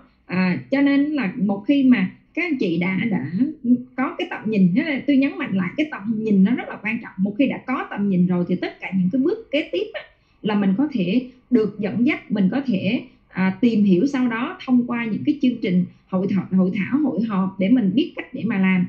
Và các anh chị nên nhớ là phải ở trong đây tầm nhìn xong rồi thì mình phải lắng nghe, mình học hỏi và mình theo cái người mà dẫn dắt, hướng dẫn mình đi vô trong cái môi trường. Tại vì sao?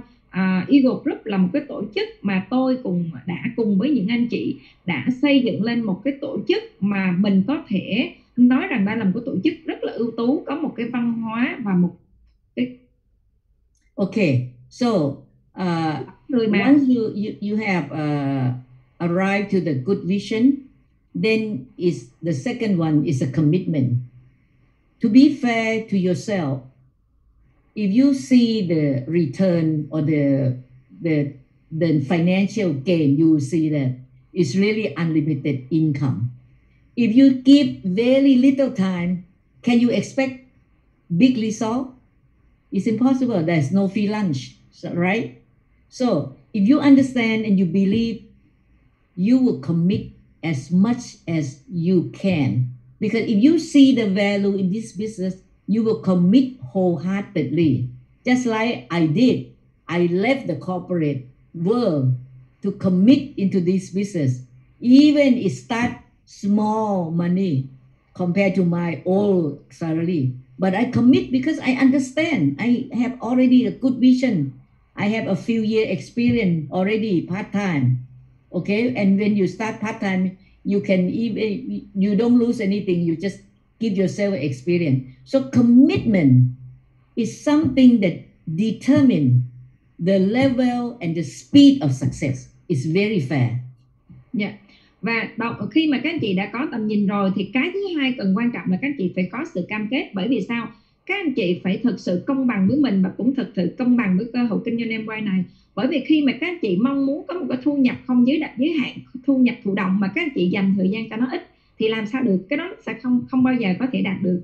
Các anh chị đều biết cái điều đó. Cho nên là các anh chị phải dành toàn cái trái tim của mình, phải coi em quay nó là một cái sự lựa chọn của mình, thì lúc đó mình mới có thể gọi như là dành tâm trí của mình để mà xây dựng cái kinh doanh em quay này thành công. And the third area that very important to your success is a team spirit. Regardless of my background, regardless of my title, but when I come into the business, I respect my upline who have no education, but I respect because he was in MBA before me. He's my professor. I respect him. I believe in his experience, and I contribute to build the team so that the team will help each other. And because of I am down to earth person, no hang up with my previous cap, I am very successful, I have to say, because everybody wants to work with me, everybody enjoy working with me, and I enjoy working with them. So the team spirit is something that will make everybody achieve your individual result, but through the team only. No one can go very far without the team. You may be kind of what you call very private person. Please open up and do it with the team, because with the team there are diversified talent. You may be good in 10%. There will be another 90% of expertise that come with you, and the mission will can complete very large, very big success. Yeah. Okay. Và cái điều thứ ba là về tinh thần của đội nhóm trong cái kinh doanh này. Các anh chị phải làm việc theo một tổ chức.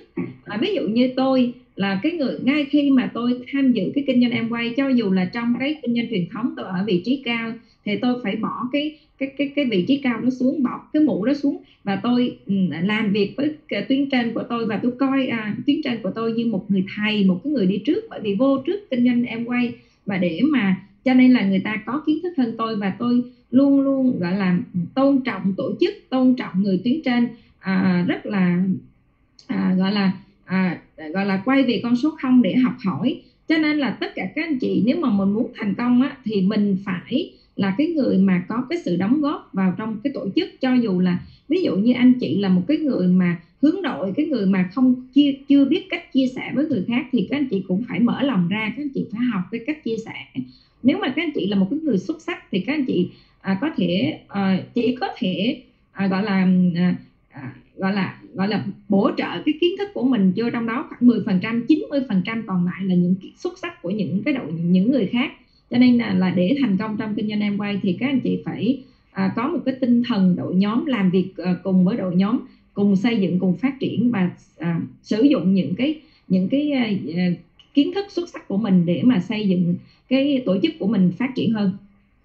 Okay, that's the end of my sharing, and so I just say that in Thailand now, if you are new today, and if you really want to make decision, a strong decision to travel with the group, it's coming up leadership seminar, counting the point from September to August, 12 months. If you can qualify as 21% for 12 months, your point will pass to go to Switzerland. And so I encourage for any newcomer to have a few months now, June, July, August, to prepare yourself and achieve at 21%. So, but it's up to you. It's really up to your commitment. and up to your speed of success. But if you can do it, we will go together in Switzerland. So if you do sorry, you want to translate first?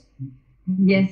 Okay. Và tôi cũng kết thúc cái phần chia sẻ những cái slide của tôi ở đây, và tôi muốn chia sẻ là ở Thái Lan trong cái năm tài chính 2021-2022 thì chúng tôi được đi Switzerland. Và nếu mà các anh chị mà có nghĩa là nếu mà các anh chị đạt quy từ tháng 9 21 đến tháng 8 22 thì các anh chị có thể có chuyến đi du lịch cùng với công ty Amway ở Switzerland. Thì tôi muốn khuyến khích những anh chị em mà bây giờ là người mới, nếu mà mình nghiêm túc với cái kinh doanh từ tháng 6 bây giờ và mình gọi là tạo dựng cái nền tảng tháng 6, 7, tháng 8 để tháng 9 mình có thể đạt 21% và mình đạt cho cả năm năm tài chính 21-22 thì tất nhiên là các anh chị sẽ được tham dự những cái chương trình tưởng thưởng của công ty Amway. And I also want to challenge everyone who come into MBA business is truly to get set the goal to celebrate globally, internationally in year 2028, another 7 years from now. If we want to celebrate globally in A70, we need to move up to diamond and above. And especially some of you may want even set up the goal to become the founder council. And I believe everybody who set the vision, the commitment, and the team spirit, you can make it. Và tôi muốn động viên những anh chị em đã tham dự kinh doanh Amway và đang là lãnh đạo, thì bây giờ là chúng ta sẽ có cái 70 năm MA70 của Amway toàn cầu là Bigger và Better. Thì Amway toàn cầu 2018 thì sẽ dành cho những vị lãnh đạo Diamond trở lên, và các anh chị là lãnh đạo hiện tại hãy đặt cái mục tiêu của mình là có cái tầm nhìn, có cái cam kết và có một cái tinh thần đội nhóm thật tốt để có thể đạt được Diamond. Và những anh chị mà đang đặt mục tiêu FC thì có thể đặt cái vị trí FC của mình năm 2018 và cùng nhau tham dự cái chương trình A70. Okay, and my last slide would be the greatest value of success in MBA is freedom to control your own future. Okay, and I believe you can do it. Và cái slide cuối cùng của tôi là tôi muốn chia sẻ là gì? Cái giá trị lớn, cái thành công lớn nhất của Amway của chúng ta là trong Amway là cái gì? Là một cái sự tự do để có thể kiểm soát cái tương lai của chúng ta, và tôi tin chắc rằng tất cả các anh chị ở đây đều có thể làm được. Okay, thank you very much. And then now maybe we can do some question. Thank you very much, Kakunka. Yes, so Okay. we will have 30 minutes to to do Q&A. And Okay. Thi ơi, em xin cảm ơn Khun Aranong và chị Thúy Phương. Thank you Khun Aranong so much for your sharing. Yes. Các anh chị ơi, bây giờ chúng ta sẽ đến phần Q&A, tức là chúng ta sẽ đặt những cái câu hỏi liên quan tới Amway, liên quan tới những cái thắc mắc của anh chị trong xuyên suốt những cái bài chia sẻ vừa rồi của bà, và ban tổ chức sẽ ghi nhận những câu hỏi của các anh chị và sẽ nhờ sự hỗ trợ của chị Võ Thị Thúy Phương để chia sẻ câu hỏi với bà. Xin mời tất cả các anh chị chúng ta cùng đặt câu hỏi thông qua hình thức là chúng ta có thể comment ở trong khung chat, hoặc là anh chị nào có thể raise hand lên để ban tổ chức mở mic cho các anh chị cùng giao lưu và đặt câu hỏi với bà. Xin cảm ơn các chị rất là nhiều.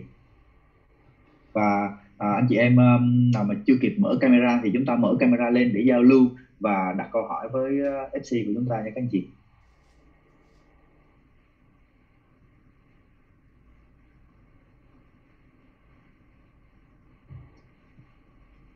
Any question?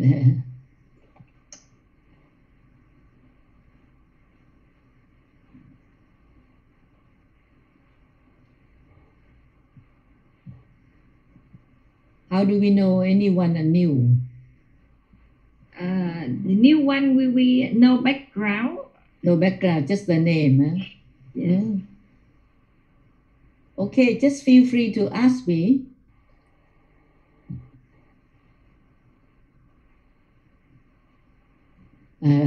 Mọi người ngại hỏi có thể nhắn tin cũng được, nhắn tin trong chat. Somebody on the chat. Is that question? No. Các anh chị em có hỏi thì có thể raise hand, có thể giơ tay lên, và có thể nhắn lên khung chat cũng được ạ.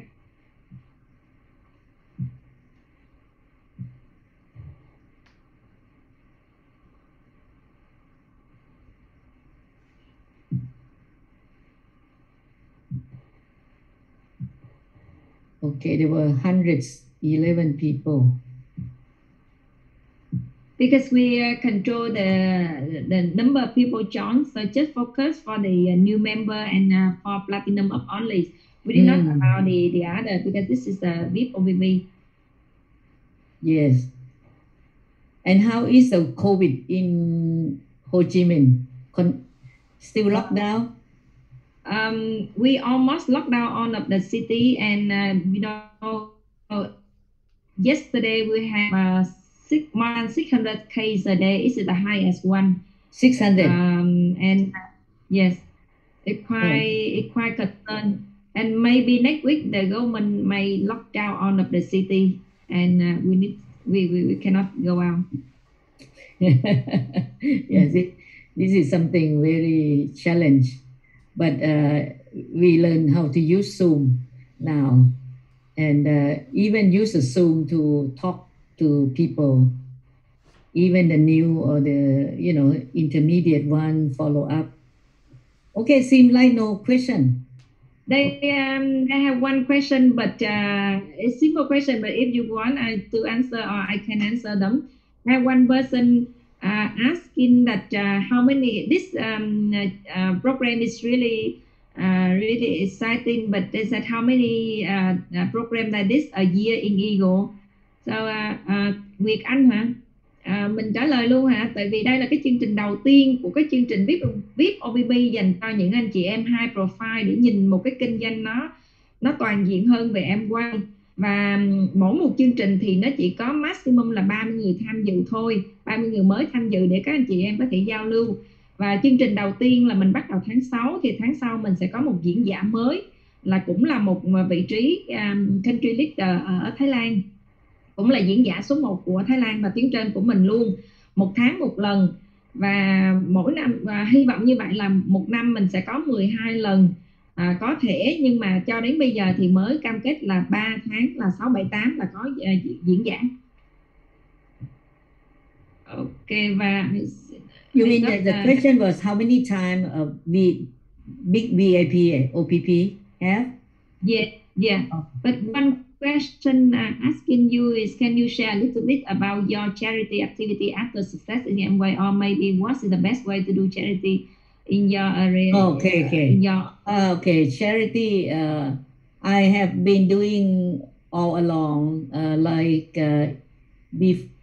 When I retired from my corporate work, I joined Rotary Club, and about I think maybe 4 years afterward, I became the president. And after became the president, I continued to perform under the past president all along. So this area of Rotary activity is very global and very long term. It is a very wise way to do charity, because charity can mean, if you think about, you go and give things to people, you can do maybe a few times a year or something.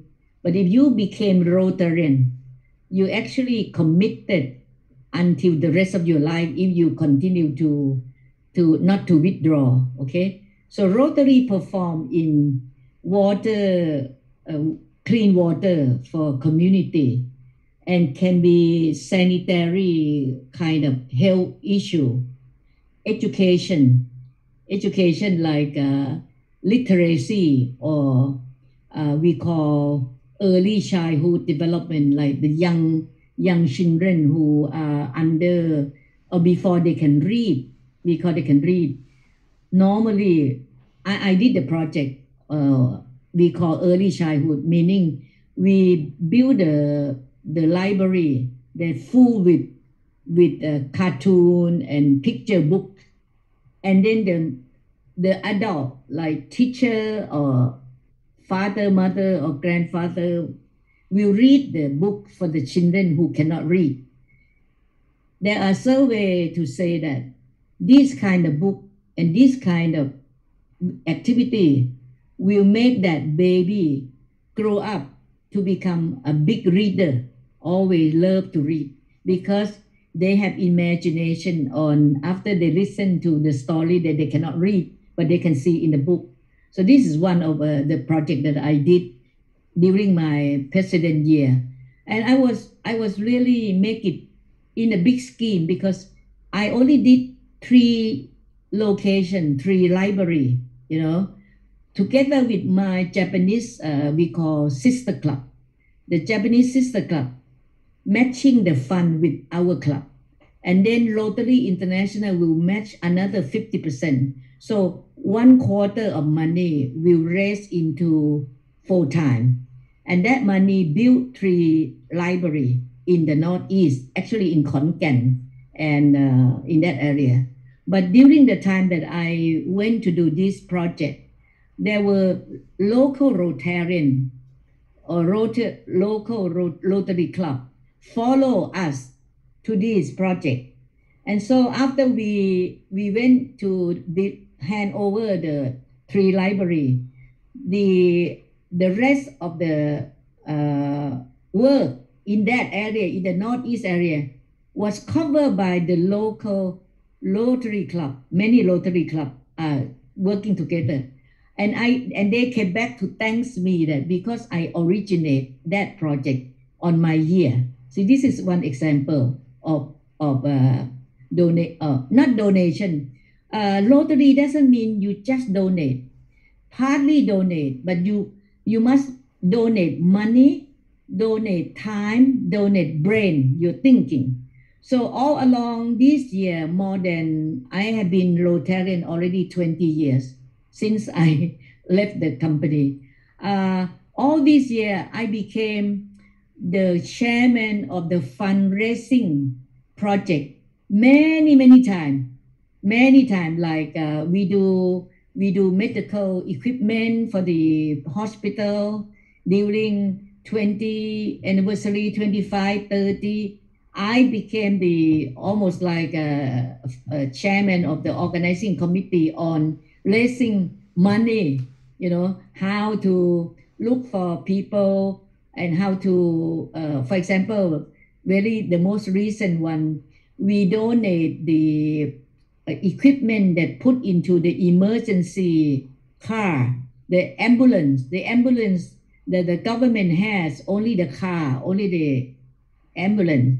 But inside, we need that equipment, many equipment that like transfer the patient in emergency and I forgot the machine that pump the heart. I forgot the name. Anyway, yeah. So we raise the fund. We say that, okay, if you donate the equipment to transfer the patient is 30,000. If you donate that machine is 100,000. And we do together with the concert. So I have to organize for the concert in Hilton Hotel. So we do a very beautiful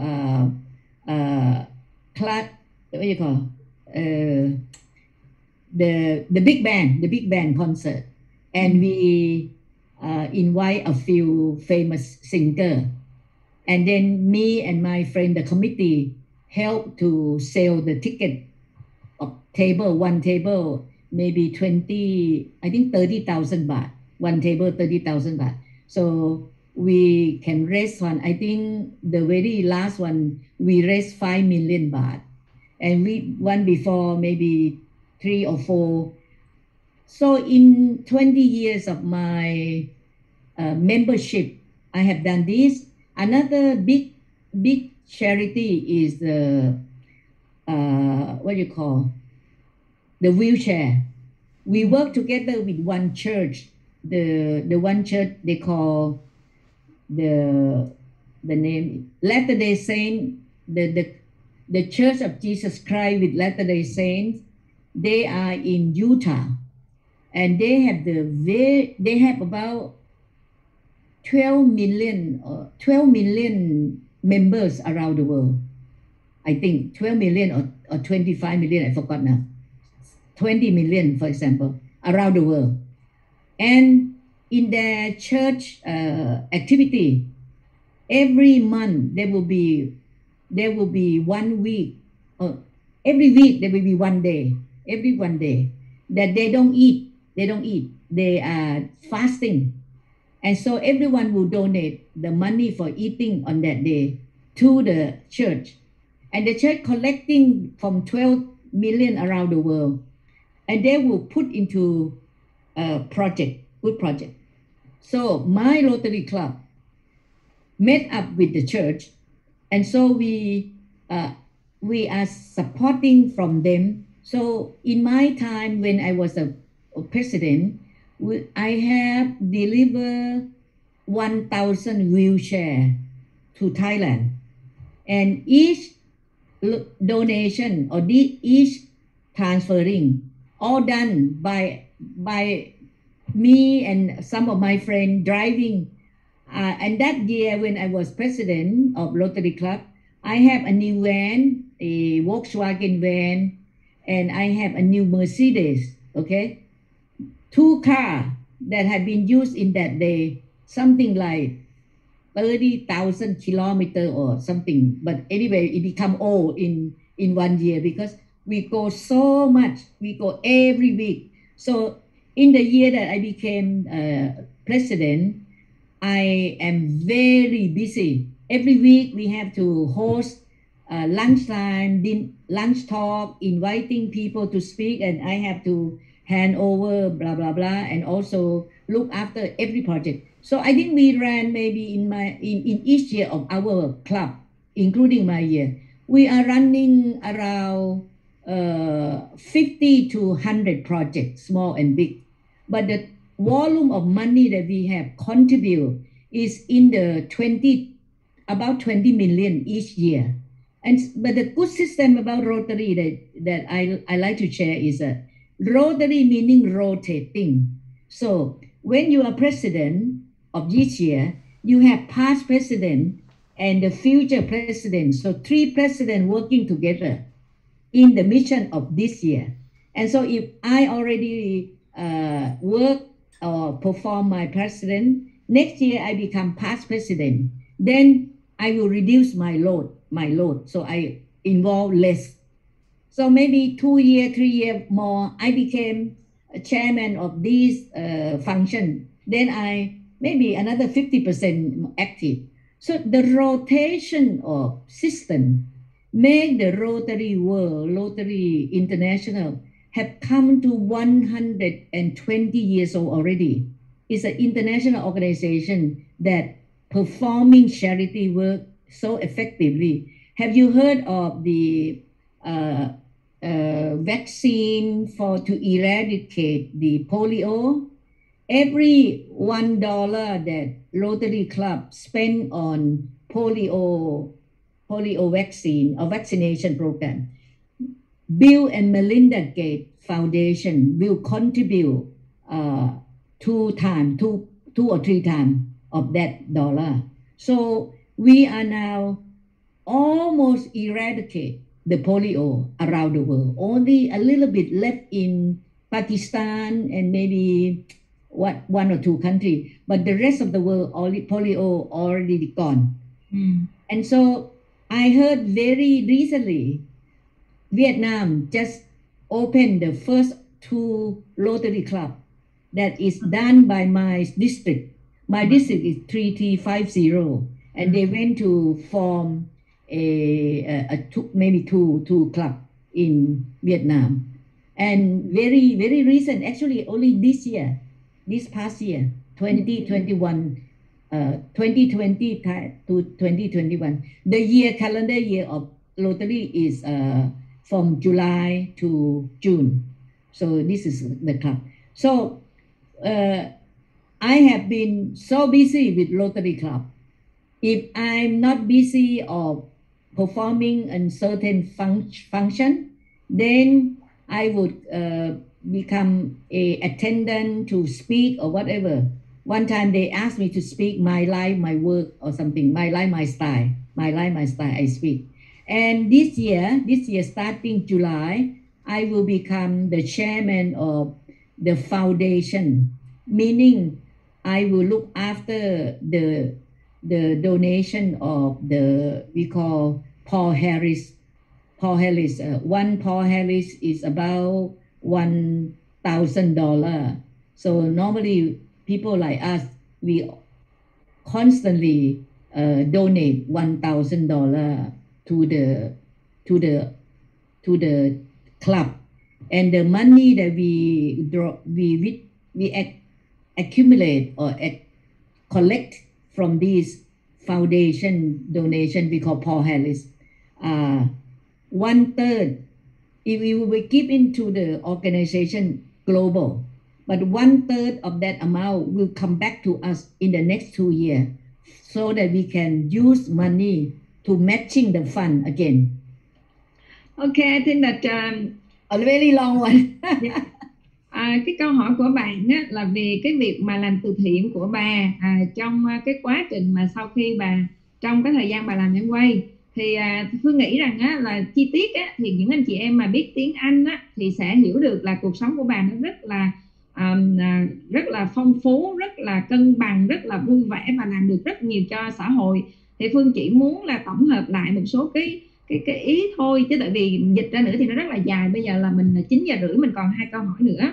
Thì trong quá trình làm từ thiện thì bà là chủ tịch của Lottery một thời gian, Phương nhớ là từ trong 4 năm, có nghĩa là Lottery là một cái tổ chức từ thiện toàn cầu mà làm rất là nhiều, và bà đại diện bên Thái Lan, và Phương thấy hồi lúc đó mà Phương đi qua bên Thái, Phương gặp thì trong cái tổ chức đó là gồm những cái người mà những vị trí rất cao trong xã hội, và luân phiên nhau làm chủ tịch của cái tổ chức từ thiện này, và người ta làm rất nhiều. Ví dụ như ở Thái Lan thì người ta làm những cái dự án chương trình nước sạch, chương trình về giống như là nhà vệ sinh nè, chương trình về thư viện cho những trẻ em mà kém may mắn, có những cái vấn đề về sức khỏe để đọc, là người ta làm rất là nhiều, và cung cấp ví dụ như xe lăn này, rồi những cái thiết bị trong xe cứu thương. Và một năm như vậy thì người ta có thể có nghĩa là có thể thu hút được khoảng 20 triệu cho cái quỹ của Lottery. Và trong cái quá trình làm thì bà kể ra rất nhiều, và những bạn nào mà biết tiếng Anh thì sẽ thấy được là cái cân bằng của một cái người thành công trong xã hội mà có thể xây dựng được cái huyền thoại của mình. Thì nói như vậy để các anh chị mà không biết tiếng Anh có thể hiểu được rằng là với cái vai trò là một cái người vị trí cao trong xã hội thì bà làm rất là nhiều. Và thậm chí là bà nói là trong cái quá trình làm của Lottery thì người ta hình như cái bệnh mà bà nói hình như bệnh sởi hay sao, Phương không biết tiếng Anh cái từ đó, thì đã tiêm rất là nhiều cái vaccine cho cái bệnh sởi đó. Và trong tất cả các nước trên toàn cầu hầu như là chỉ còn 2 nước là ấy thôi. Và có kể là trong một cái năm mà để cung cấp ra 1.000 cái xe lăn cho cả bên Thái Lan á, thì bà mua một cái chiếc xe Volkswagen, một chiếc xe tải và một chiếc xe Mercedes, là mỗi ngày chạy mấy chục mỗi tháng chạy mấy chục ngàn cây, và cuối cùng sau 1 năm là cái xe nó cũ luôn á, ngày chạy liên tục để đi mà chính bà và một số cái người trong tổ chức đi cung cấp. Có nghĩa là bà làm rất là nhiều và rất là bận rộn cho những cái tổ chức từ thiện như vậy. Và thậm chí là ở cái tuổi 75 thì năm tháng 7 này thì bà tiếp tục là một cái người mà nằm trong cái hội đồng sáng lập một cái tổ chức từ thiện tiếp. Thì Phương cũng không có để mất thời gian thì chia sẻ như vậy để các anh chị em thấy là đây là một cái người phụ nữ mà rất hiếm để chúng ta có thể gặp, và chúng ta may mắn để gặp trong xã hội, để một cái hình tượng mà để chúng ta hướng tới. Và kế tới thì Phương sẽ tiếp tục cho 2 cái câu hỏi. Một bạn hỏi là cái gì đây?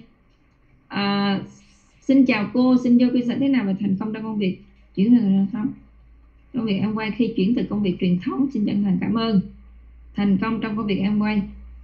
One question they ask, how they can success in Amway when they already success in let me share In other conventional business. Chia sẻ là Amway khi chuyển từ công việc truyền thống. How to success in Amway when they change from their conventional business. When they change. Yeah, when they move from conventional business, move to Amway, how they can success?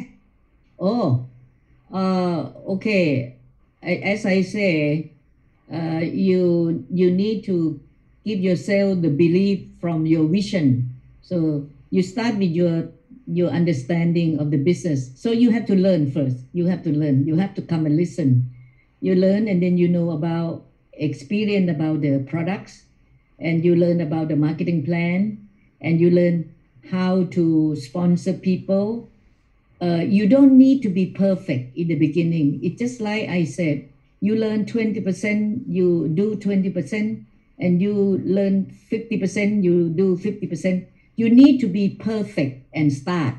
It's really like on the job training. So it's really take the vision, because once you have the vision, you understand that why you want to change, because the conventional maybe is good now, but not good when I turn 60.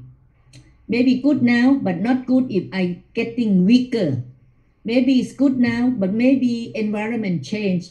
Maybe the boss change, maybe the competitor change. Because in outside world is very competitive. It's all about win and lose.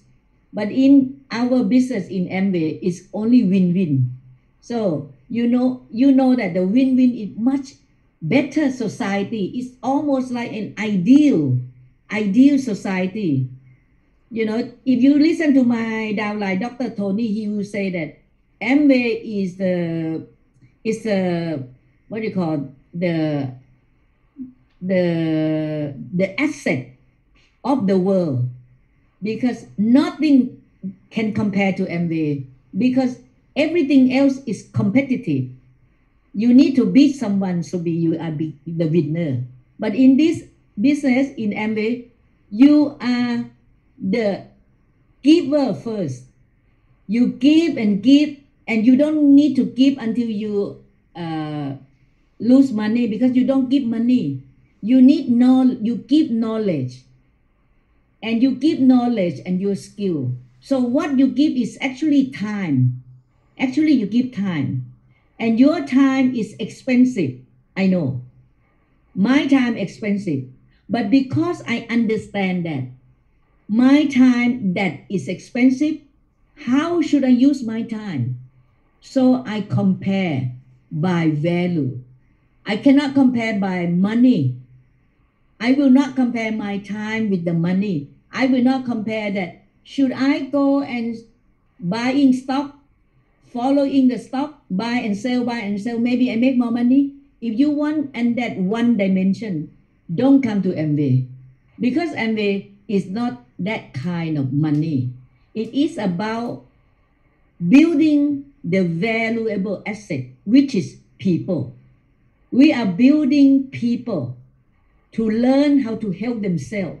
So comparing, like you are building your own child from birth to become an efficient adult. By building your child to become an effective person, it is about building this society with good seed, with good people. When Thailand has political turmoil, I talk to myself, I am so lucky. I don't have to go and march in the street, because I have my own land to grow my asset, to grow my children. Actually, my downline is my children. So every day I see my children coming from 0% to become platinum. I feel very happy.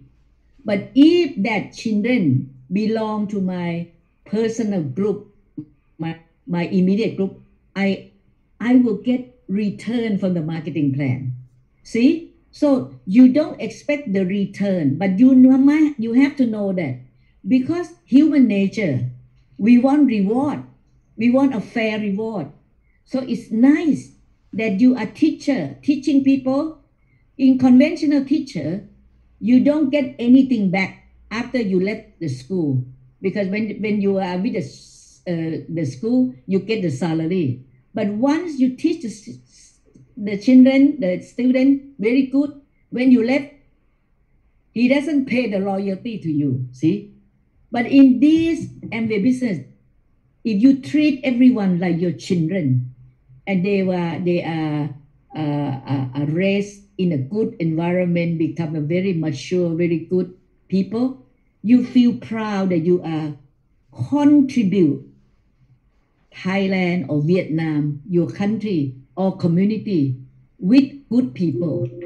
So in final term, what we are building in this business is a good citizen to return to your homeland to help your other people. If you have a community of, like I have now 200,000 people in Thailand, it means my community of 200,000 people are eating good, eating healthy, using a very good product, valuable for price value are very competitive. We are using good product and low cost. So you are building asset of people, and this asset of people perform. You gain passive income, unlimited, much more than being employee in one of the organization, or much more than you try to run your own business, because your own business will be beaten by big fish one day. Unless you are very big, you have to have a lot of money. You have to come from the very large, last name or clan or whatever. So this is a very fair business. Everyone can come in, can work hard and work right, and then you come successful. So again, very long. I think the person who asked me should know English, right? Các bạn hỏi đó có biết tiếng Anh không? Bây giờ Phương sẽ dịch tóm tắt là dài quá. Cái câu hỏi là làm sao để chúng ta chuyển từ một cái người mà làm việc truyền thống chuyển qua thành công trong Amway. Thì câu trả lời của bà là đầu tiên á, là chúng ta phải tin tưởng từ cái tầm nhìn của mình. Từ cái tầm nhìn của mình có nghĩa là dựa trên những cái mà mình đang có của việc truyền thống, cái mình đang có đó nó có thể biến mất. Ví dụ vì vấn đề công ty, vì vấn đề ông chủ, vì vấn đề sức khỏe của mình, về vấn đề cơ hội đó nó có thể biến mất. Có nghĩa là mình nhìn được cái tầm cái tương lai của cái công việc truyền thống để mình so sánh với cái tầm nhìn trong cái kinh doanh Amway.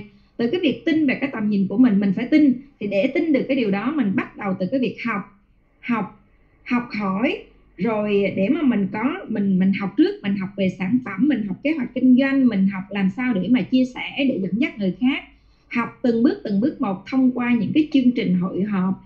Nhưng mà cái vấn đề này á, là các anh chị nên nhớ là không phải học rồi đến khi mà chuyên nghiệp rồi trở thành chuyên gia rồi mới đi làm Amway.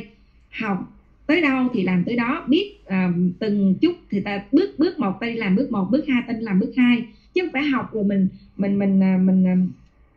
thành công như vậy. Nhưng mà bà muốn share là tự vì trong cái công việc truyền thống á, cái tương lai của mình á, nó bất định, nó lệ thuộc vào rất là nhiều thứ, lệ thuộc vào tuổi tác của mình, về vị trí, về sức khỏe, về những cái điều mà nói đó. Nhưng mà và đặc biệt nữa là cái công việc truyền thống thì nó không phải là một cái mối quan hệ mà thành công win-win, cả hai bên cùng thành công, mà mối quan hệ là nếu mà mình muốn bước lên cái vị trí cao hơn thì phải có một người khác phải mất cái vị trí đó. Thì cái vị trí để thành công cho Amway là hai người cùng thành công, nhiều người cùng thành công. Và nói như nếu mà chúng ta hiểu được á, thì đây là một cái nó gọi là win-win society. Nó nghĩa là một cái ideal society, có nghĩa là một cái xã hội mà nó gọi là xã hội mà rất là tốt đẹp, xã hội mà mọi người cùng thành công. Mà để làm được như vậy, ví dụ như vị trí của bà đi, thì vì là ở một cái vị trí cao như vậy, nó về mà gọi là giá trị trong cái việc là 1 giờ của bà là bao nhiêu tiền thì nó quá đắt. Cho nên á, để làm, vì biết là cái thời gian của tất cả mọi người là cái giá trị là đắt nhất, cho nên á, là mình phải chuyển những cái thời gian của mình thành kiến thức. Nhưng mà cái quan trọng của kinh doanh này, một khi mình có kiến thức, một khi mình có thể hỗ trợ người khác, dẫn dắt người khác phát triển, giống như tôi là bà, là cái người mà khi mà coi những cái người tuyến dưới của mình giống như con, giống như là những cái người con của mình, giống như là những người học trò của mình. Và đặc biệt là những người học trò này mình càng hướng dẫn, càng đào tạo, càng phát triển thì người ta càng thành công, có cuộc sống tốt hơn, có thu nhập tốt hơn. Nhưng cái quan trọng nó còn khác hơn nữa là nếu mà chúng ta là một cái người thầy giáo, một cái người cô giáo trong cái kinh doanh truyền thống, thì những cái gì mà những người học trò mà chúng ta dạy á, thì người ta xong rồi người ta lại đi, người ta lại tiếp tục cái cuộc hành trình của họ, chứ người ta không có trả lại cho mình. Nhưng cái vẻ đẹp của kinh doanh là gì? Những cái gì mà chúng ta hỗ trợ, chúng ta dẫn dắt, chúng ta đào tạo cho người khác, chúng ta chỉ dạy cho họ, thì nó quay trở lại, nó trở thành là một cái thu nhập thụ động của mình.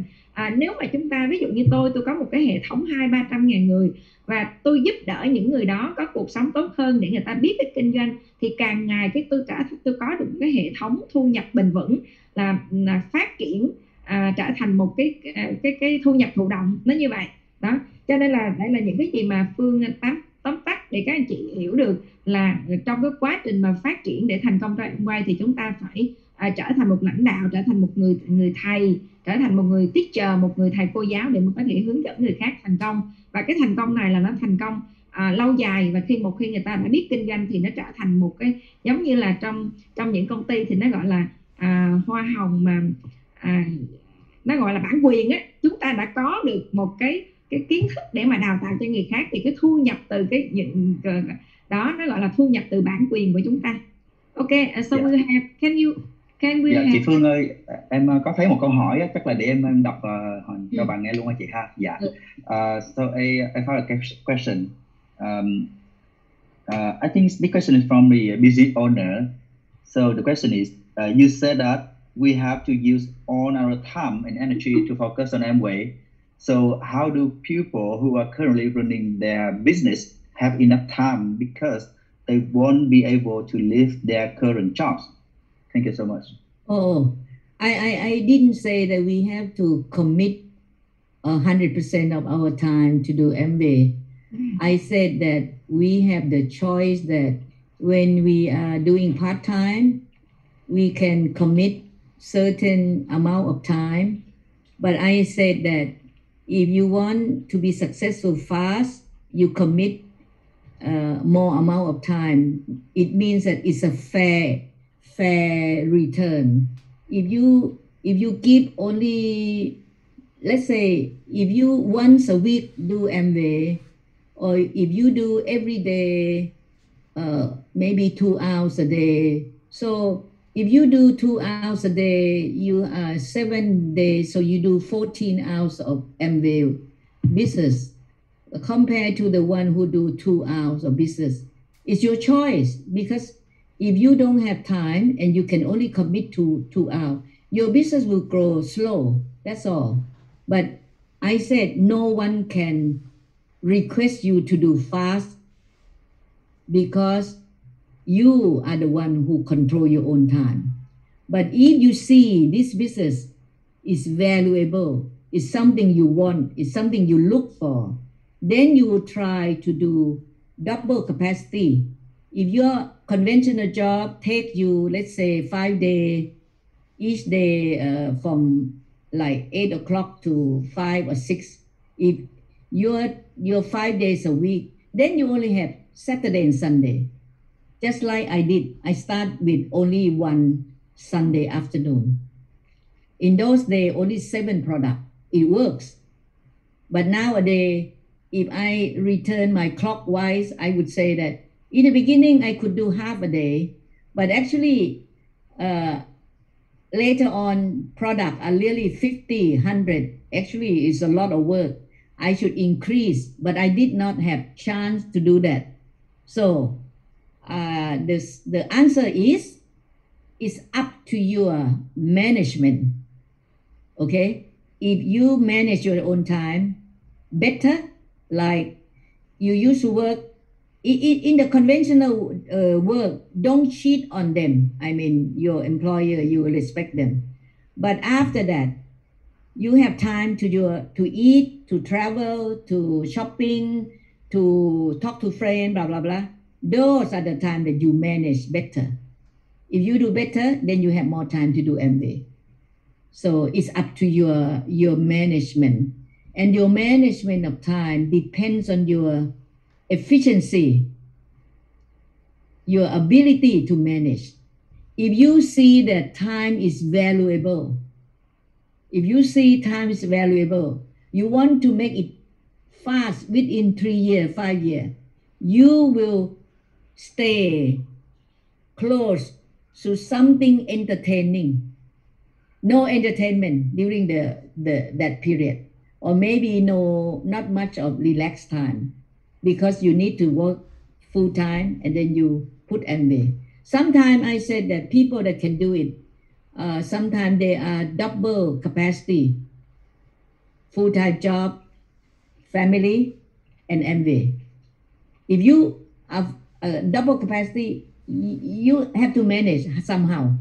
Okay, when I was executive running many companies, I know one thing that because I only do MBA Sunday, so it works. It works for me because it's different day. But it gives me efficiency in stopping meeting not too long. I talk, and then I find out, and then I clear the point, then stop, and then move on. So I am very focused, and I can make more efficient if I know how to run the things properly. So up to you. Yeah. Ok, cái câu hỏi là làm sao để có thể mà làm em quay toàn thời gian khi mà vẫn còn làm cái công việc truyền thống. Thì câu trả lời của bà là tại vì lúc nãy bà nói thì có thể là mọi người không có hiểu, nghĩa là cam kết cái thời gian của mình. Và mình có thể không cần thiết phải làm toàn thời gian, ví dụ như Phương cũng vẫn làm bán thời gian mà. Thì nhưng mà cái quan trọng á, là mình phải biết là mình đâu có ai kêu mình bắt mình phải làm nhiều hay làm ít, làm nhanh hay làm chậm, thành công sớm hay thành công muộn đâu. Ví dụ như mình dành 2 tiếng một ngày thì bắt ngày là mình dành được 14 tiếng trong một tuần để mình làm, thì mình phải biết là nếu như vậy thì mình sắp xếp làm sao để cho nó hiệu quả, để cho nó thật tập trung.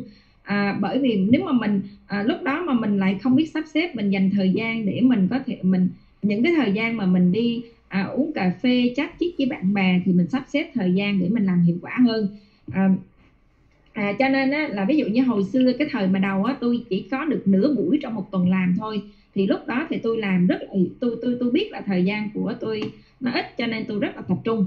Ví dụ như là khi mà nói tôi gặp một người là tôi nói chuyện nhanh và tôi kết thúc, tôi tập trung vào chuyện đó, tôi đi tiếp, tôi để làm người khác, chứ tôi không có giống như kéo dài cái thời gian. Cho nên là câu trả lời của bà nó có mấy điểm. Là thứ nhất là để mà mình có thể làm thành công thì thứ nhất là mình phải biết quản lý thời gian hiệu quả. Làm sao để mà trong lúc cái thời gian mình tập trung làm em quay á, thì mình phải làm cho nó thật là có hiệu suất cao, có hiệu quả. Cái thứ hai á, là nhanh hay chậm á, là mình phải tùy mình. Ví dụ như là bây giờ mình muốn thành công nhanh thì tự động mình sẽ sắp xếp để mà mình làm nhiều thời gian hơn. Còn mình còn chưa sắp xếp được thì dĩ nhiên nó phải chậm. Đó là cái câu trả lời của bạn. Rồi, ok, vì nó I want to add one more thing very important on this question is that also depend on your attitude, because have you heard about because you don't have time, because you work so hard in your conventional business, and that's why you have the attitude that you want to do MBA, because you want to get out of that environment of no time. See, so the attitude of the people who have no time want to do MBA because I want more time. See, I left the company because I want worry free. I don't want burden, and that's why I am willing to leave the corporate job. Okay, but before I can leave, I do part-time as well, and that part-time period, of course, I have to work hard, and I have to stop something efficiently, not to hang over, or maybe something I missed. For example, I was interviewed recently, I think by someone, I forgot now. And then I said, oh, okay. People in ADA asked me, what else that I want to do that I have not done? I said, if I can come back, I should stop working sooner, stop in the corporate work sooner, because I want to learn how to do scuba diving. But I want to do scuba diving, but I did not do at that time. So now if I do, maybe somebody worry that my age, I should not go deep. But I do snorkeling very well already, but not deep water, And then my brother, a doctor, said, oh, you don't need to do scuba diving, because when you go deep, actually the light is very dark, not beautiful. Snorkel is good enough. My brother told me. Okay, so something like that. It's an attitude. If your attitude, you have no time, you want time, that's why you do MV. If your baby, you have no time to look after your baby, that's why you want to do MV, so that you can stay home, so you can look after the baby. It's really the attitude. Because people, I believe people have potential. People can manage. People have potential to do more if that attitude is correct. Okay, sorry. Bổ sung cho cái câu hỏi là làm sao để có thể sắp xếp thời gian để mà làm Amway, thì bà nói là thực ra để sắp xếp thời gian nó tùy thuộc vào cái thái độ của mình với cái cơ hội kinh doanh Amway. Nếu thực sự mình cần cái cơ hội, tại vì nếu trong việc truyền thống mình ở cái vị trí cao, mình quá bận đi, và thì mình rất muốn thoát khỏi cái công việc truyền thống, cho nên bắt buộc mình phải làm Amway để mà mình thoát khỏi cái việc đó, để mình có cái thời gian nó nhiều hơn, mình tự do hơn. Ví dụ như bà từ vì công việc truyền thống nó có quá nhiều cái lo lắng, để bà muốn thoát khỏi những cái gánh nặng, những cái lo lắng như vậy, thì bà chuyển qua bà làm Amway và thoát khỏi cái đó. Thì cho nên là muốn mà làm sao để sắp xếp thời gian để mà làm Amway, nó thuộc vào cái chuyện là thái độ của mình. Nếu mà mình có con nhỏ, mình muốn dành nhiều thời gian cho con nhỏ, thì mình phải làm Amway nghiêm túc hơn để mà mình có thể thành công trong Amway, mình có thời gian với con mình.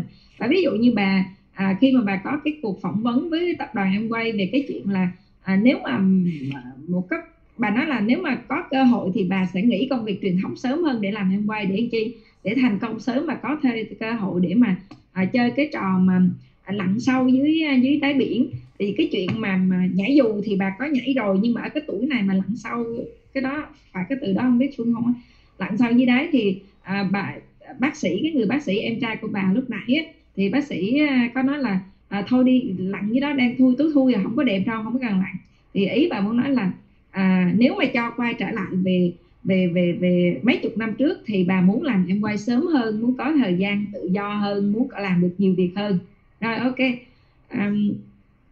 It's quite late already. It's already 10 p.m. I think that we better stop for you to take rest. Okay. Okay.